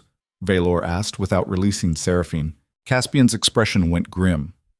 14 dead, 23 wounded, some badly. The numbers hit harder than any weapon. 14 men who'd volunteered to ride into hostile territory for their king, who'd fought and died so he could rescue a woman most of them had never met.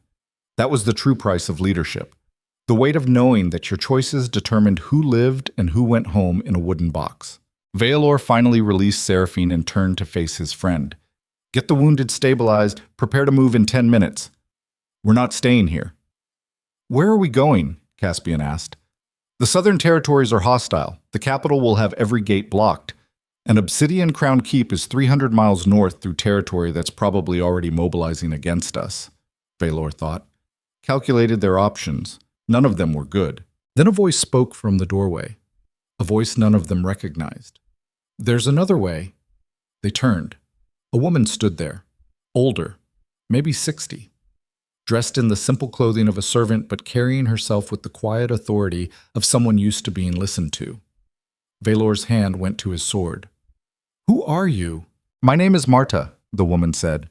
"I've been Duke Sareth's head housekeeper for 20 years. And I'm here to tell you there's a network of people in the southern territories who've been waiting for someone powerful enough to challenge the Omega trade." Caspian frowned. "A resistance network?" "More like an underground railway," Marta corrected. "We've been helping Omegas escape for years, moving them to the northern territories where they can disappear. We have safe houses, supply caches, routes that avoid main roads." She looked directly at Vaelor. "We can get you and your men back to Obsidian Crown Keep alive. But you need to trust us." "Why should I?" Vaelor asked. "Vaelor, because," Marta said simply, "you just did what we've been praying someone would do for decades. You proved that the system can be fought, that powerful men can actually choose to protect the vulnerable instead of exploiting them." She gestured to Seraphine. "She's not just one runaway Omega anymore. She's a symbol. And if you get her to safety, if you survive this and actually change the Empire, you'll save thousands of people who are currently living the same nightmare she escaped." The words settled over the room like snow. Vaelor looked at Caspian. His friend shrugged. We don't have better options. The king turned to Marta. Show us. The underground network was more extensive than Vaelor had imagined. Safe houses hidden in plain sight. Merchants who provided cover stories. Families who sheltered fugitives at enormous personal risk. An entire shadow infrastructure built by people who'd decided that official channels were so corrupt, the only option was to work outside them entirely. They moved through the southern territories like ghosts. Marta's network shuttled them from location to location. Sometimes they traveled by wagon, hidden under loads of grain. Sometimes they walked through forests using paths that avoided Imperial patrols. Twice they hid in root cellars while city guards searched the buildings above them. 14 bodies traveled with them, the men who died in the assault. Vaelor had refused to leave them behind, refused to let them become anonymous casualties. They'd earned better than unmarked graves in hostile territory. Seraphine stayed close to the king throughout the journey, close enough that their shoulders touched when they walked, close enough that he could grab her if danger emerged. They didn't talk much, both processing what had happened, both understanding that the violence at the hunting lodge had been just the opening move in a conflict that was about to consume the Empire. On the third night, sheltered in a farmhouse 20 miles from the northern border, Seraphine finally broke the silence. They were alone in a small room. The king's men were scattered throughout the property, taking shifts on watch. Marta had provided food and fresh bandages for the wounded. Vaelor sat on the floor, his back against the wall, cleaning blood from his sword with methodical focus. Seraphine sat across from him, wrapped in a blanket someone had provided. "Why did you really come for me?" she asked quietly. The king didn't look up from his work. "Because I said I would protect you." "That's not an answer. It's the only one I have." She studied him in the dim candlelight. This massive scarred warrior who'd carved through 50 men and risked his entire kingdom for someone he barely knew. "You could have let me go," she said. "Made a political statement, changed the laws through proper channels. You didn't have to start a war. Proper channels don't work when the people running them are the same ones profiting from the corruption," Vaelor said. "I spent a decade trying to reform the Empire through compromise and negotiation. All it earned me was contempt and loneliness." He finally looked up at her. "You asked why I came for you. The truth is I don't have a good answer. Maybe because you were the first person in years who looked at me like I was human. Maybe because I saw my own isolation reflected in your eyes and couldn't stand to see someone else suffer the same way. Or maybe I'm just tired of being the monster everyone expects and wanted to prove I could be something different." The vulnerability in those words struck something deep in Seraphine's chest. "You're not a monster," she said. "I've killed a lot of people who would disagree. You killed people who were trying to hurt others. That's not the same thing, isn't it? At what point does the body count become too high to justify? When does protective violence cross the line into just violence?" The question hung between them. Seraphine thought about it, about the aristocrats who'd sold her like property, about Duke Sareth's proprietary hunger, about Morvaine's calculated cruelty, about all the systems designed to crush people who lacked the power to fight back. "When you stop caring about the distinction," she said finally, "when you start hurting people because it's easier than finding another way, you haven't crossed that line. You're just someone powerful enough to fight back who actually chose to fight for someone else instead of yourself." Vaelor set down his sword, looked at this woman who'd spent days in a stone cell waiting to be sold, and somehow hadn't let it break her spirit. "How are you this strong?" he asked. "I'm not strong," Seraphine said. "I'm just stubborn." "There's a difference." She pulled the blanket tighter around her shoulders. "My mother worked herself to death in the textile factories, believing that if I just stayed invisible, stayed obedient, maybe I'd escape the Omega trade. She was wrong. But her death taught me something important." "What?" "That obedience doesn't save you. It just makes you easier to exploit. The only way to survive in a system designed to crush you is to refuse to cooperate, even when it's terrifying, even when the odds are impossible." She met his eyes. "You did the same thing. The Empire expected you to be a good king, to maintain stability, to not rock the boat. And you looked at all that and said no. Said one person's freedom mattered more than political convenience. That makes you dangerous," Vaelor said. "To people like Morvaine." "Good. Let me be dangerous. I'm tired of being afraid." The king smiled. It was a small expression, barely visible. but it transformed his scarred face into something almost gentle. Then we'll be dangerous together. Outside, an owl called. Guards changed shifts, the night deepened. And two people who'd been broken by loneliness and exploitation sat together in a borrowed room and began to understand that maybe survival wasn't just about enduring. Maybe it was about finding someone worth fighting beside. They crossed into the northern territories at dawn on the fourth day. The moment they stepped over the border, Vaelor felt some of the tension leave his shoulders. These were his lands, his people. Territory he'd defended during the war campaigns and rebuilt afterward. Home. But home was about to become a battlefield. Marta accompanied them to the edge of Obsidian Crown Keep's territory, then prepared to return south. Before she left, she clasped Vaelor's hand. "What you did will echo," she said.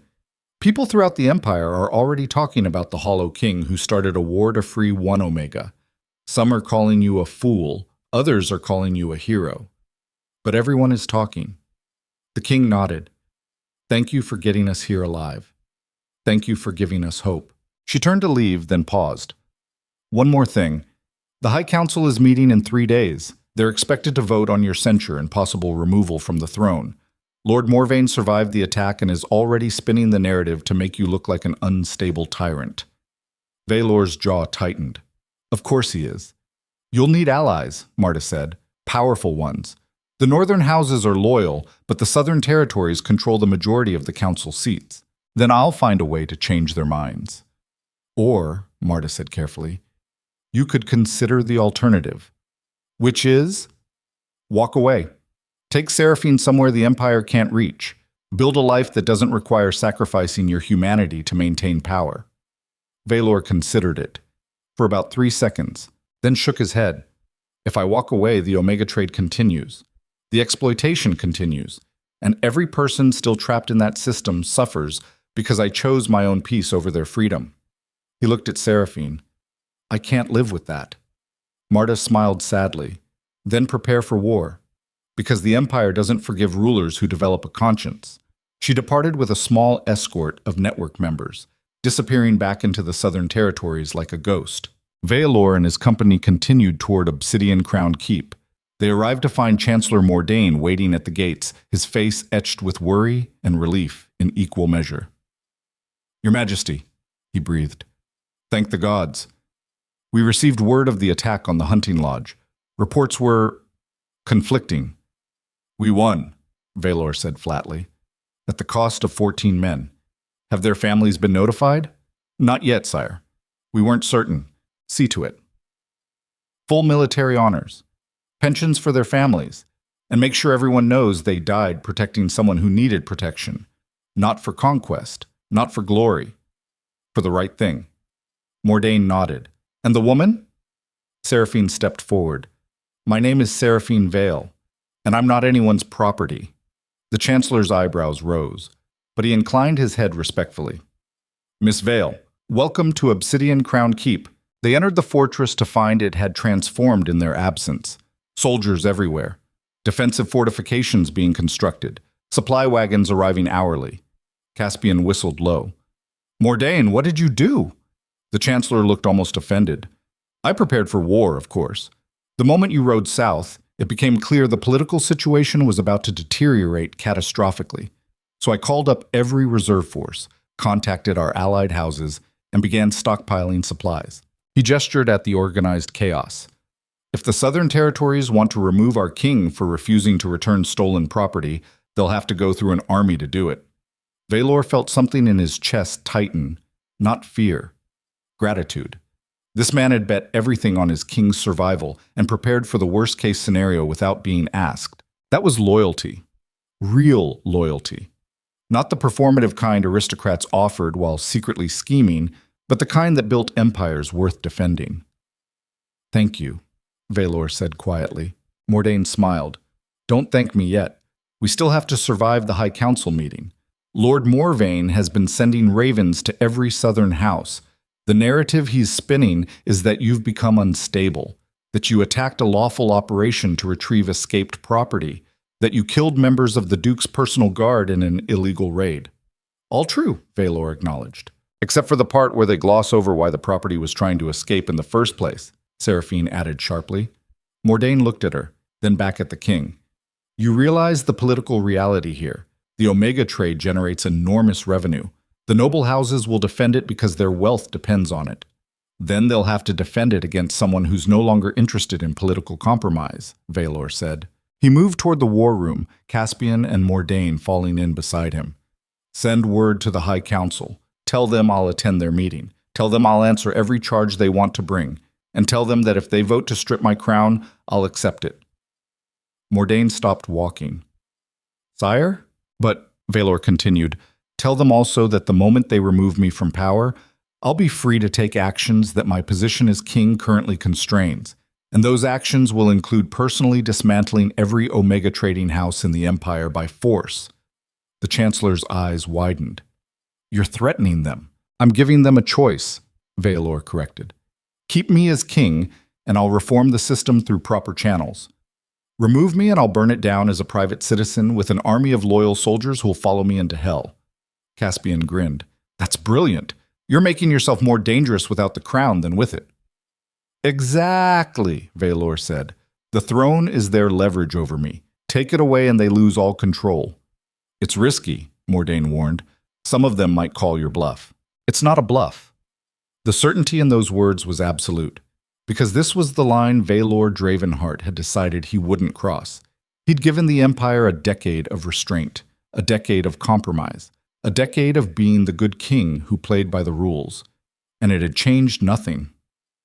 The Omega trade continued. The exploitation continued. People like Seraphine kept suffering while aristocrats grew rich. So if the Empire wanted stability, it would have to accept reform. And if it wanted to remove him for demanding reform, then he'd give them the chaos they deserved. The 3 days before the High Council meeting passed in a blur of preparation. Vaelor met with every northern house lord, secured pledges of support, built coalitions, prepared arguments. Every waking moment focused on the political battle ahead. But at night, when the fortress finally quieted, he found Seraphine in the library. She'd taken to spending evenings there, reading everything she could about imperial law and governance, teaching herself the systems that had been used to oppress her so she could understand how to dismantle them. The king would enter silently and sit across from her. Sometimes they talked. Sometimes they just existed in the same space. Two people who'd learned that solitude didn't always mean being alone. On the night before the council meeting, Seraphine set down her book and looked at him. What happens if they vote against you? Then I keep my promise, Vaelor said. I walk away from the throne and spend the rest of my life making sure no one else goes through what you did. That's not a plan. That's a war. Yes. She studied him. The scars, the weight he carried, the way his hands never fully relaxed even when he was sitting still. You don't have to do this for me, she said quietly. I'm not worth destroying yourself over. Vaelor leaned forward, his golden eyes intense. Stop saying that.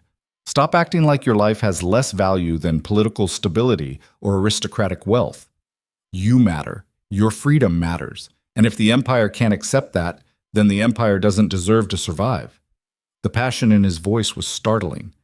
Seraphine felt something shift in her chest, some barrier she'd built to protect herself from hoping too much. I don't know how to do this, she admitted. Do what? Trust someone powerful. Every experience I've had says that people with power eventually use it to hurt the vulnerable. But you keep proving that wrong, and I don't know how to reconcile it. Vaelor was quiet for a moment. Then he extended his hand across the table, palm up. An offering, not a demand. I can't promise I won't make mistakes, he said. Can't promise the Empire won't force me into choices that hurt. But I can promise this. Whatever power I have, I will never use it against you. You'll never be property, never be leverage, never be anything except a person who deserves the same freedom everyone else takes for granted. Seraphine looked at his hand, at the scars crossing his palm, the calluses from decades of sword work, the sheer size that could crush her without effort, and she placed her hand in his fingers closed around hers. Gentle, careful, like he was holding something infinitely precious. Tomorrow I face the High Council, he said. Whatever they decide, whatever happens, I need you to promise me something. What? That you'll survive, that you'll fight, That you won't let them break you, even if they break everything else. Seraphine squeezed his hand. Only if you promise the same thing. Deal. They sat like that for a long time. Two people who'd been carved hollow by loneliness, finding something in each other that might eventually fill the empty spaces. Outside, storm clouds gathered over the mountains. Dawn would bring the High Council, and with it, the moment that would determine whether the Empire evolved or burned. The High Council chamber was designed to intimidate. 12 seats arranged in a semicircle, vaulted ceilings that made voices echo, banners representing every major territory hanging from stone walls. Everything about the space screamed power and permanence. Vaelor entered in full ceremonial armor, his crown absent. He'd left it in his chambers deliberately, a statement that his authority came from something deeper than symbols. The council members were already seated, 7 from the southern territories, 4 from the north, 1 representative from the eastern trade guilds. Lord Morvayn sat among them, his face still showing bruises from their last encounter. The man's eyes tracked Vaelor with cold calculation. Duke Sereth was absent, still recovering from injuries, supposedly. More likely staying away to avoid questions about his role in Seraphine's captivity. Chancellor Mordain stood to the side, his face carefully neutral. The head of the council, Lady Vesper of the Eastern Territories, rose. Her age was indeterminate, anywhere from 50 to 70. Sharp eyes that missed nothing. King Vaelor Dravenhart, she intoned, you stand before this council to answer serious charges. That you illegally seized property belonging to Duke Sereth. That you conducted an unauthorized military operation in the Southern Territories. That you killed members of the Duke's personal guard. How do you answer these charges? Vaelor faced them without flinching. Guilty, he said. Murmurs rippled through the chamber. You admit it? Lady Vesper asked. I do. I seized Seraphine Vale from Duke Sereth's custody. I led 50 men into Southern Territory without authorization. And I killed anyone who tried to stop me from protecting an innocent woman from being sold like livestock. The murmurs grew louder. Lord Morvayn stood. Your Majesty, the law is clear.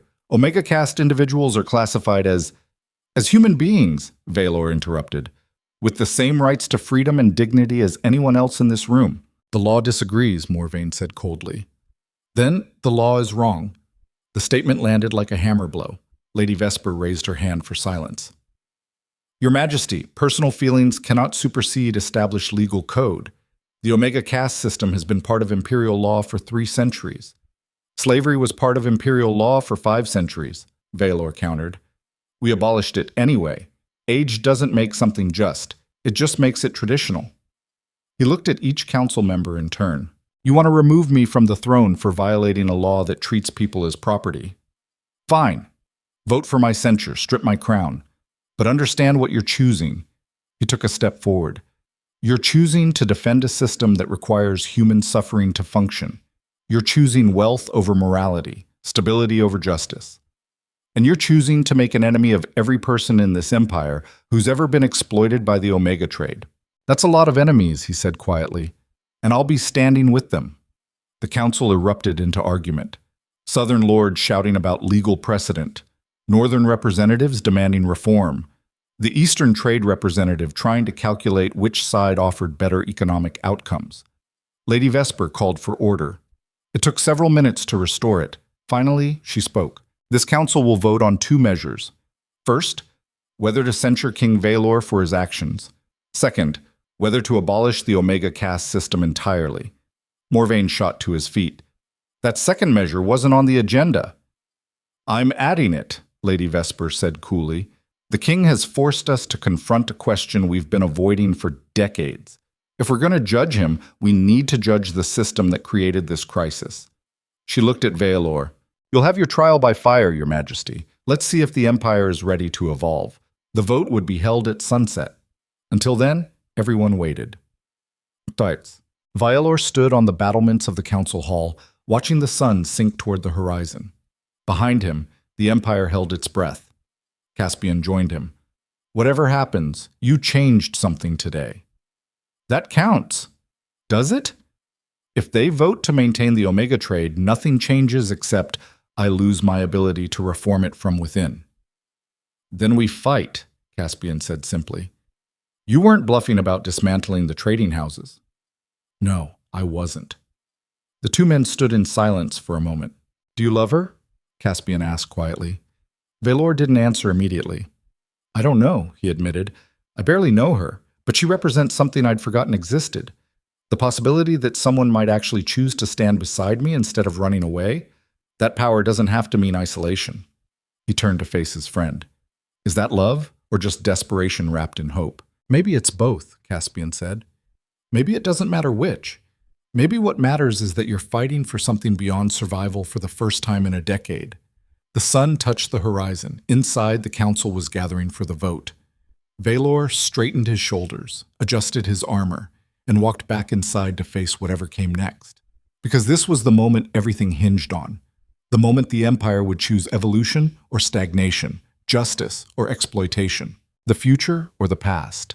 And standing in the chamber, watching 12 people prepare to decide the fate of thousands, Vaelor realized something profound.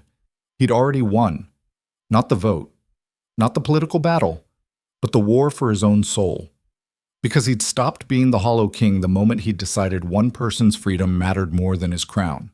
And whatever the council decided, whatever happened next, that transformation was permanent. Lady Vesper raised her hand. The chamber fell silent, and the vote began. The first vote fell like a stone into still water. Lady Vesper's voice carried through the chamber with the weight of centuries.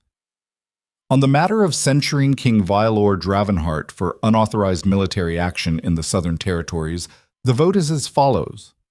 She paused. The silence was suffocating. 7 in favor of censure, 5 against. The Southern Lords looked satisfied. Morvaine's face remained carefully neutral, but his eyes gleamed with vindication. Vaelor didn't react, just stood there like a mountain weathering a storm.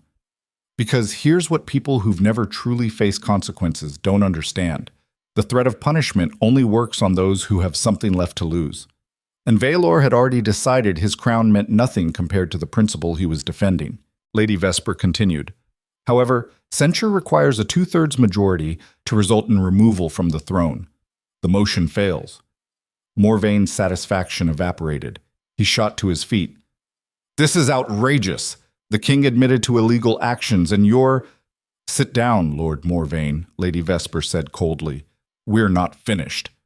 The aristocrat sat, but his face had gone red with barely contained fury. Now, Lady Vesper said, we address the second measure. The abolition of the Omega caste system and all legal structures supporting the trade of human beings classified under that designation. The chamber erupted into chaos. Southern lords shouting about economic collapse. Northern representatives demanding immediate reform. The Eastern trade representative trying to calculate profit margins if the labor system changed. Lady Vesper let them argue for exactly 60 seconds. Then she slammed her gavel down hard enough to crack the wooden podium. Silence. The room fell quiet. She looked at each council member in turn. Her gaze was sharp enough to draw blood. I am 73 years old, she said. I have served on this council for 42 years. In that time, I have watched us make decisions that prioritized wealth over morality, stability over justice, tradition over human decency. She gestured to Vaelor. This man forced us to confront something we've been avoiding for generations. The Omega caste system is slavery with better marketing. We all know it. We've all benefited from it. And we've all turned a blind eye because acknowledging the truth would require sacrifice. Her voice hardened. Well, I'm done sacrificing human beings on the altar of my own comfort. And if this council isn't, then I'll be standing beside the king when he burns the entire system down. The statement hung in the air like a declaration of war. Lord Morvaine stood again. Lady Vesper, you cannot be serious. The economic implications alone will be handled, she interrupted. The same way we handled them when we abolished chattel slavery. We'll provide transition periods, compensation for lawful contracts, support for displaced workers. But we will not continue to sell human beings like livestock simply because it's profitable. But the Southern Territories will adapt or be left behind. She turned to face the full council. This is the moment that defines us, not as politicians, not as aristocrats, but as human beings who have to look at ourselves in the mirror and decide what we're willing to tolerate in exchange for power. She raised the gavel. All in favor of abolishing the Omega caste system, vote now. 4 hands rose immediately. The northern representatives. Then a 5th. The eastern trade representative. His face was conflicted, but his hand was steady. A 6th. One of the southern lords, an older man who looked like the decision was tearing him apart. Lady Vesper raised her own hand. 7. They needed 8 for a simple majority. The chamber held its breath. Then slowly, painfully, an 8th hand rose. Another southern lord, younger, his face pale but determined. 8-4, Lady Vesper announced. The Omega caste system is hereby abolished. All existing contracts are void. All trading houses have 30 days to cease operations or face prosecution under imperial anti-slavery laws. Morvain exploded from his seat. This is insanity. You've just destroyed the economic foundation of half the empire. The southern territories will revolt. Then they'll be put down, Lady Vesper said flatly, the same way we put down any region that attempts armed rebellion against imperial law. She looked directly at Morvain. You gambled that we'd choose wealth over morality, Lord Morvain. You lost. And now you'll live with the consequences the same way the people you've exploited have had to live with theirs. The aristocrat's face twisted with rage. He stormed toward the exit, his remaining allies following. Before he reached the door, Vaelor's voice stopped him. Morvain. The man turned. The king's golden eyes were cold as winter.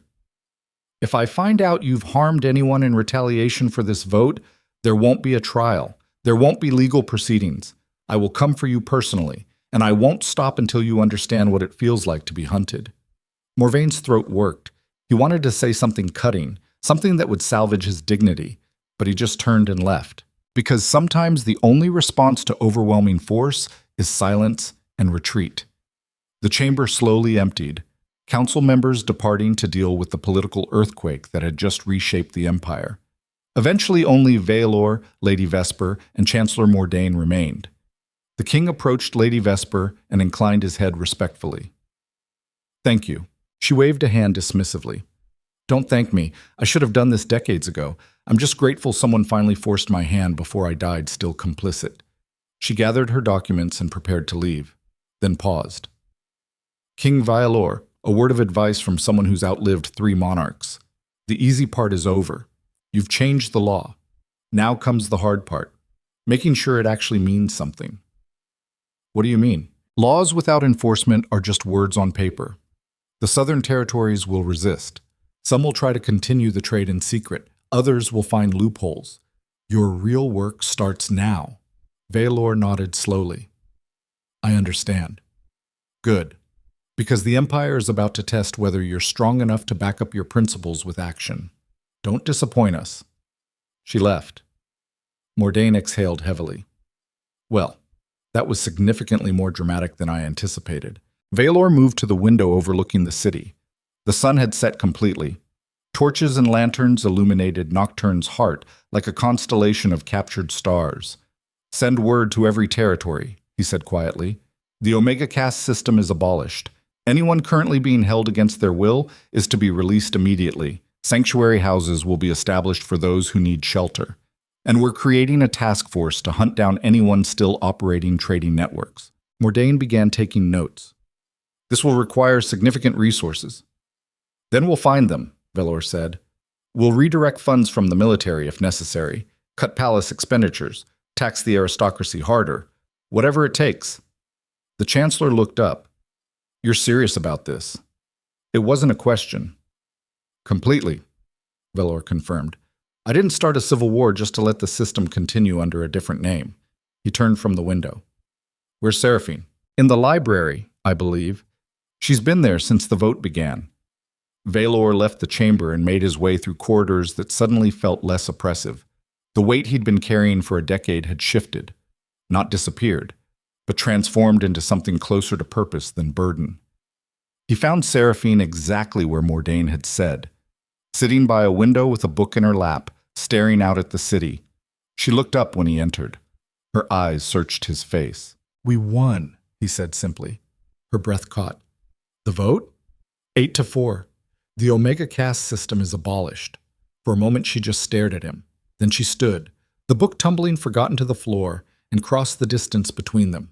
She didn't throw herself into his arms, didn't collapse with relief, just stopped in front of him, close enough to touch, and looked up at his scarred face with eyes that held 1,000 emotions. "You actually did it," she whispered. "We did it," Vaelor corrected. "You were the spark. I was just the fool willing to burn for it." Seraphine reached up slowly and touched the scar running down his cheek, the one he'd gotten during the Ashvale uprising. Her fingers traced it with surprising gentleness. "You're not a fool," she said. "You're the first person with power who ever chose to use it for something that didn't benefit themselves. That's not true. I benefit enormously from this." "How?" "Because," Vaelor said quietly, "for the first time in my life, I actually like the man I see when I look in the mirror. That's worth more than any crown." His hand came up to cover hers against his face. They stood like that for a long moment, two people who'd been carved hollow by the world, finding something in each other that felt dangerously close to wholeness. "What happens now?" Seraphine asked. Vaelor considered. "Now we do the hard work of making sure the law actually changes lives. We hunt down the remaining traitors, we build support systems, we prove that the Empire can survive without exploitation as its foundation. That's going to take years." "Probably." She smiled slightly. "Good thing I'm stubborn. Good thing we both are." He released her hand and stepped back, giving her space. Because despite everything, despite the connection growing between them, Vaelor understood something fundamental. She'd spent her entire life with powerful men trying to claim ownership of her body. The last thing she needed was another man, even one who'd saved her, imposing his presence. Real protection meant respecting boundaries, not just from external threats, but from his own desire to keep her close. Seraphine seemed to understand what he was doing, and something in her expression softened. "You can stay," she said quietly. "I don't want to pressure—" "You're not. I'm choosing. There's a difference." The distinction mattered. Choice was everything to someone who'd had it stolen repeatedly. Vaelor settled into a chair near the window. Not close enough to crowd her, but close enough that they could talk without the distance feeling artificial. They sat in comfortable silence for a while, both processing the magnitude of what had just happened. Finally, Seraphine spoke. "What made you so different? Different how? Every other powerful person I've met used their position to take. You used yours to give. Why?" Vaelor was quiet for a long moment. When he spoke, his voice carried the weight of old pain. "When I was young, before the scars, I was engaged to a woman named Elara, daughter of a minor noble house. We'd known each other since childhood. I thought we'd build a life together." He stared at his hands. "Then the war happened. I came back covered in scars and trauma. She took one look at me and couldn't hide her revulsion. Broke the engagement immediately. Told me she couldn't marry a monster." Seraphine's expression tightened with anger. "The worst part," Vaelor continued, "was that no one defended me. Not her family, not mine. Everyone just accepted that of course she'd reject me. Why would anyone choose to be with something so damaged?" He looked up at her. "That's when I learned the truth about power. It doesn't protect you from loneliness. It just gives you a better view of it. And I decided that if I ever had the chance to spare someone else that feeling, I would." His golden eyes held hers. "You grabbed my arm in that forest like I was worth protecting, like my scars were just scars instead of proof I was unlovable. Do you have any idea how rare that is?" "I wasn't thinking about your scars," Seraphine said. "I was thinking about survival. You were the only thing standing between me and being dragged back to that auction." "Exactly. You saw me as a human being who could help instead of a monster to avoid. That's all I've ever wanted. To be seen as human instead of as a weapon or a creature." He leaned back in the chair. "So I fought for you because you were the first person in a decade who didn't make me feel like I had to apologize for existing.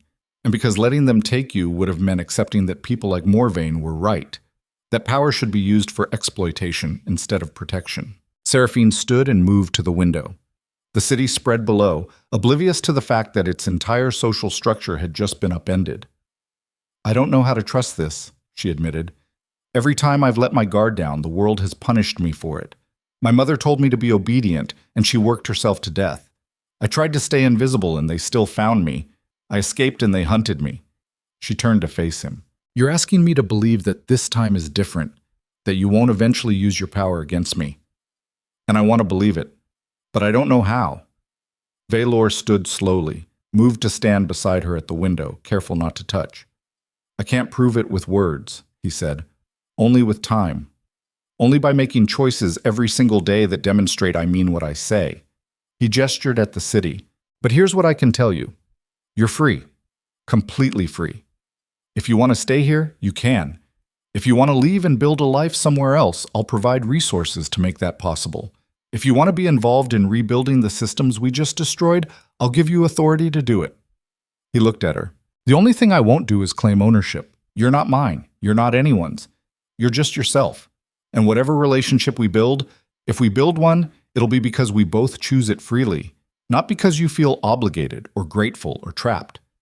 Seraphine's eyes glistened. That's the first time anyone has ever offered me real freedom. Then take it, Vaelor said. Figure out who you are when you're not running or hiding or surviving. And maybe, if you decide you want company in that process, I'll be here. What if I decide I don't want company? Then I'll be disappointed. But I'll respect it.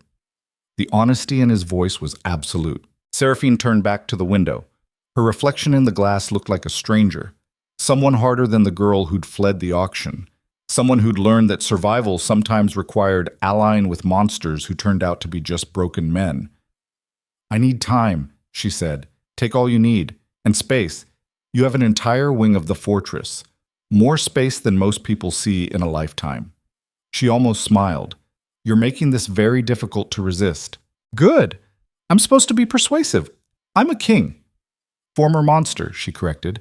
Current king, future unknown. Sounds about right. They stood in companionable silence, watching the city sleep.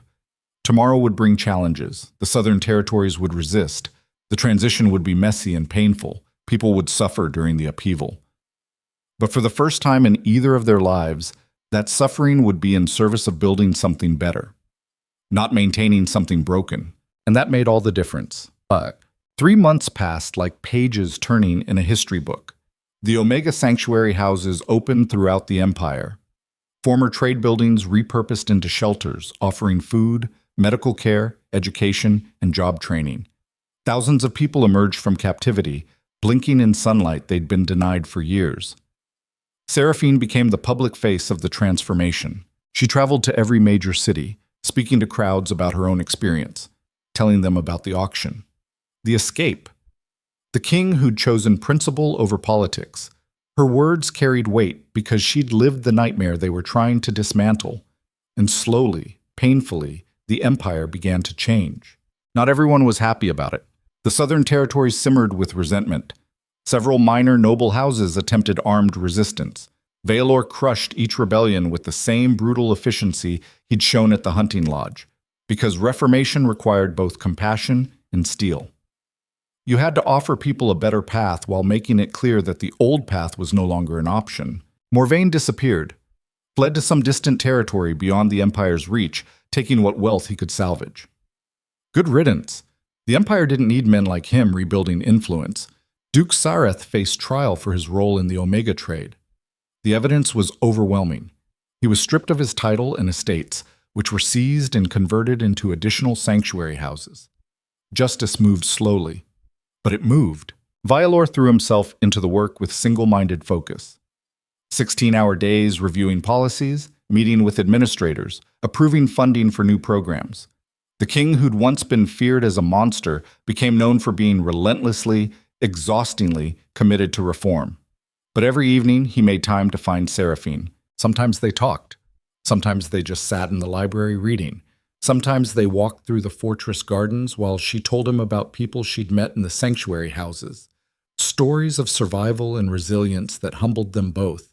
The relationship between them deepened without either consciously pushing it. A friendship built on shared purpose and mutual respect, neither rushing toward something more, both aware that trust took time to build properly. Then one night, 4 months after the council vote, Seraphine found Vaelor on the battlements. He stood alone, staring out at the northern forests. His posture was tired. The weight of transformation was grinding him down in ways combat never had. She approached quietly, stood beside him. "You look exhausted," she observed. "I am," he admitted. Changing an empire is harder than conquering one. Is it worth it? He looked at her.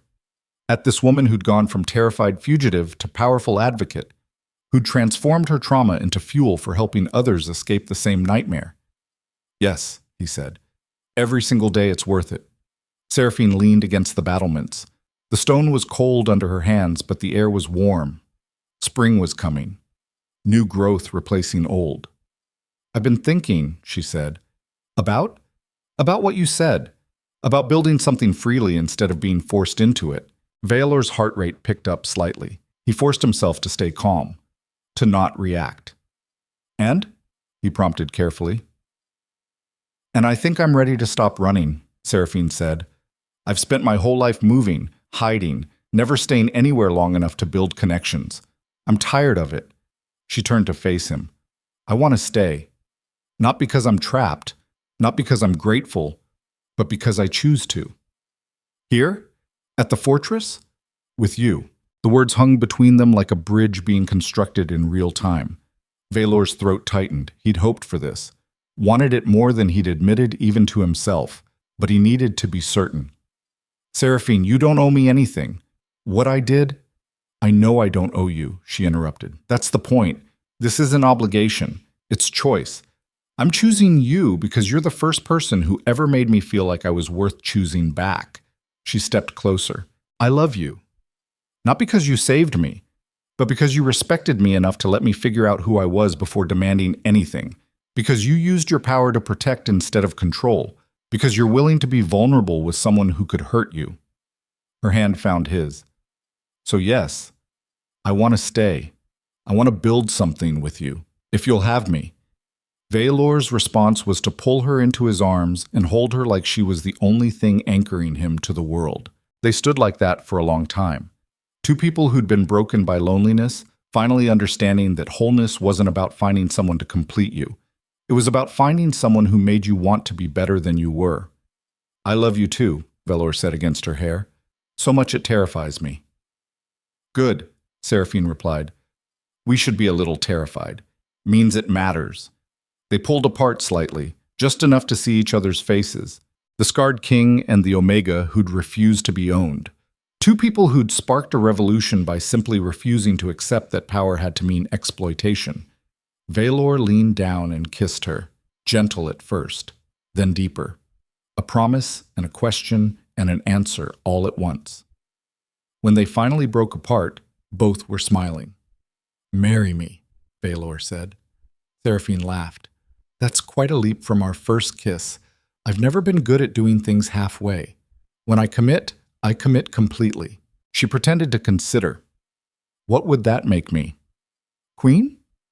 If you want the title. Or we can create something new. First advocate. Voice of the reformed. Whatever you want. I want, Seraphine said, to be your wife. Not your subject. Not your property. Your partner. Then that's what you'll be. She kissed him again. Softer this time. A sealing of the promise. There's one condition, she said. Name it. The wedding has to be public, in the main square, where everyone can see that an Omega and a king chose each other freely, where people who've been told they're worthless can watch someone like them become someone powerful. Vaelor smiled. Done. The wedding took place 3 months later in the heart of Nocturne's capital. Not in a private ceremony, not in the fortress chapel, but in the main square where 10,000 people gathered to witness something that shouldn't have been possible under the old system. Seraphine walked down an aisle lined with former Omega caste individuals, people who'd been freed by the abolition, who'd found new lives in the sanctuary houses, who stood as living proof that change was possible. She wore a simple white dress, no elaborate gown, no jewels, just clean lines and honest fabric, a statement that her value didn't come from ornamentation, but from herself. Vaelor waited at the altar in his ceremonial armor. No crown. He'd left it in his chambers again. The only symbol he wore was the medallion representing his oath to protect the Empire's people. All of them. Not just the powerful. When Seraphine reached him, he dropped to one knee before the entire crowd. The gesture sent ripples of shock through the square. Kings didn't kneel, especially not to former Omegas. But Vaelor looked up at her with absolute sincerity and spoke words that carried across the square. Seraphine Vale, you are my equal in all things, my partner, my compass when I lose direction. I kneel before you not in submission, but in recognition that true strength isn't found in domination, but in choosing to be vulnerable with someone worth trusting. He took her hand. I vow to never use my power against you, to always see you as human before I see you as anything else, to build with you instead of for you, and to love you with the same fierceness I've learned to fight with. Tears ran down Seraphine's face. She helped him stand, then spoke her own vows. Vaelor Dravenhart, you taught me that power doesn't have to mean cruelty, that scars are just evidence of survival, not proof of monstrousness, that sometimes the strongest thing you can do is choose compassion when violence would be easier. She squeezed his hands. I vow to stand beside you, to challenge you when you're wrong, to support you when you're right, to see the man beneath the crown and love him for exactly who he is. The officiant, Lady Vesper herself, smiled. By the authority vested in me by the High Council and the will of the Empire's people, I declare you married. Partners in all things. May your union remind us all that love built on choice is stronger than any power built on control. Vaelor kissed his wife. The crowd erupted into cheers that shook the buildings. And in that moment, the Empire saw something it had never witnessed before. A king who'd chosen love over tradition. An Omega who'd become powerful not through exploitation, but through her own strength. Two people who proved that the old hierarchies could be shattered and rebuilt into something better. The celebration lasted 3 days, but the real work continued for years. 5 years later, Vaelor stood on the same battlements where Seraphine had first told him she loved him. The Empire had changed beyond recognition. The Omega caste system was a memory studied in history books as a cautionary tale. The sanctuary houses had evolved into full educational institutions. Former traders had either adapted to new professions or faded into obscurity. The southern territories had grudgingly accepted the Reformation after several decisive military defeats convinced them that resistance was futile. Some wounds took longer to heal than others, but the bleeding had stopped. Seraphine approached from behind and wrapped her arms around his waist. Her belly was rounded with their first child. A daughter, the healers predicted, already showing signs of alpha bloodline traits that would make her formidable.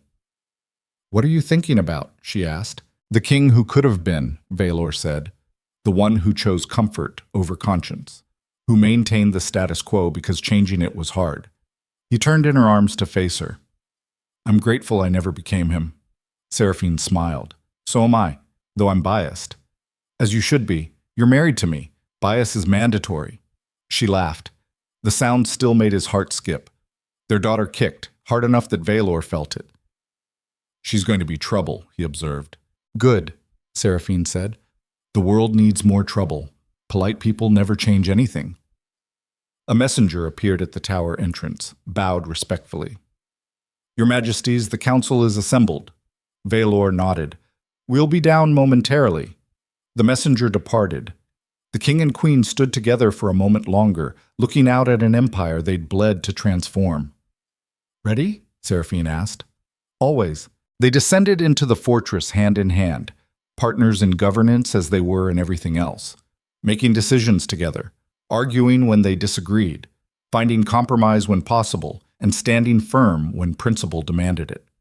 The council meeting addressed the latest challenge, refugees from neighboring kingdoms fleeing similar systems of exploitation, requesting sanctuary in an empire that had proven reformation was possible. The debate was heated. Resources were strained. Some council members worried about destabilizing the fragile peace they'd built. Seraphine stood and addressed the room. 5 years ago, I was a refugee fleeing exploitation. This empire could have turned me away, could have claimed it wasn't their problem. Instead, a king decided one person's freedom mattered more than political convenience. She looked at each council member. Now we face the same choice. Do we extend the compassion that was shown to me? Or do we become the kind of people who only care about suffering when it happens within our borders? The room fell silent. Lord Caspian, now elevated to Duke after his service during the Reformation, spoke. The voice of the Reformed makes a compelling argument. I moved to establish refugee assistance programs. Lady Vesper, still serving despite her advancing age, seconded. All in favor? 10 hands rose. Only 2 abstained.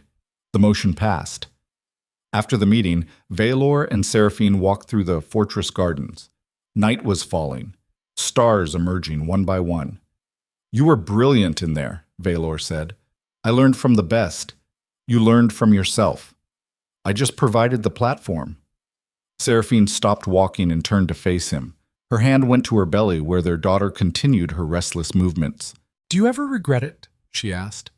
The war, the lives lost, the political battles that nearly destroyed you? Vaelor considered the question seriously, because Seraphine deserved honesty, not platitudes. I regret the cost, he said finally. I regret that 14 men died at the hunting lodge. I regret every person who suffered during the transition. I regret that change required violence. He cupped her face gently. But I don't regret the outcome. I don't regret building an empire where our daughter will grow up free, where people like you aren't treated as property, where power is measured by what you protect instead of what you control. Tears gathered in Seraphine's eyes. Our daughter is lucky, she said. She'll never know what it feels like to be afraid of powerful people. She'll know other fears, Vaelor replied. The responsibility that comes with her bloodline, the expectation that she'll be strong, the weight of a legacy built on reformation. Then we'll teach her that strength isn't about domination. It's about choosing to be kind when cruelty would be easier. Exactly. They continued walking, their path lit by lanterns that servants had placed throughout the gardens. Behind them, the fortress stood as it had for centuries, but now it represented something different. Not just military might, but the principle that power existed to serve people, not exploit them. The Hollow King had become something more than a title. He'd become proof that even the most broken person could choose to build something beautiful instead of perpetuating the violence that created them. And beside him walked a woman who'd transformed from property to partner, who'd taken her trauma and forged it into purpose, who'd proven that the most dangerous thing in the world wasn't power. It was someone powerless who refused to stay that way. Together, they'd reshaped an empire, not through conquest, not through domination, but through the simple revolutionary act of choosing compassion when the world expected cruelty. Years later, when their daughter asked how the Reformation began, Seraphine would tell her a story about a king so lonely he'd forgotten what kindness felt like, about a woman desperate enough to run into a monster's arms for salvation, about a moment in a storm when 2 broken people looked at each other and decided that maybe, just maybe, the world could be different. The story would become legend, but the truth was simpler. The empire changed because one man decided a single person's freedom mattered more than his crown. And one woman decided that trust, even when it was terrifying, was worth the risk. Everything else was just details, the kind history books obsessed over while missing the fundamental truth. That Reformation doesn't begin with grand political movements or revolutionary uprisings.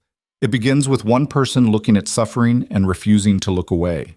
It begins with someone powerful enough to change things who actually chooses to try.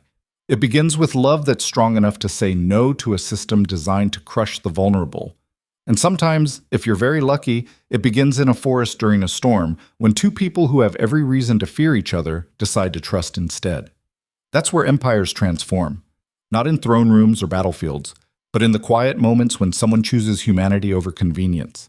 Vaelor and Seraphine stood together on the battlements one last time as the sun set over their empire, their hands intertwined, their daughter moving restlessly in the space between them, the future uncertain but no longer terrifying, because they'd learned the greatest truth about power. It wasn't found in domination or control. It was found in the courage to be vulnerable, the strength to admit you were wrong, the wisdom to let someone else's pain matter as much as your own ambition. And in that truth, they'd built something that would outlast them both. An empire where the hollow spaces left by loneliness could finally be filled with something better. Not with power, but with purpose. The sun touched the horizon and set the world on fire with gold and crimson light. And 2 people who'd started as monster and victim watched it together. As partners.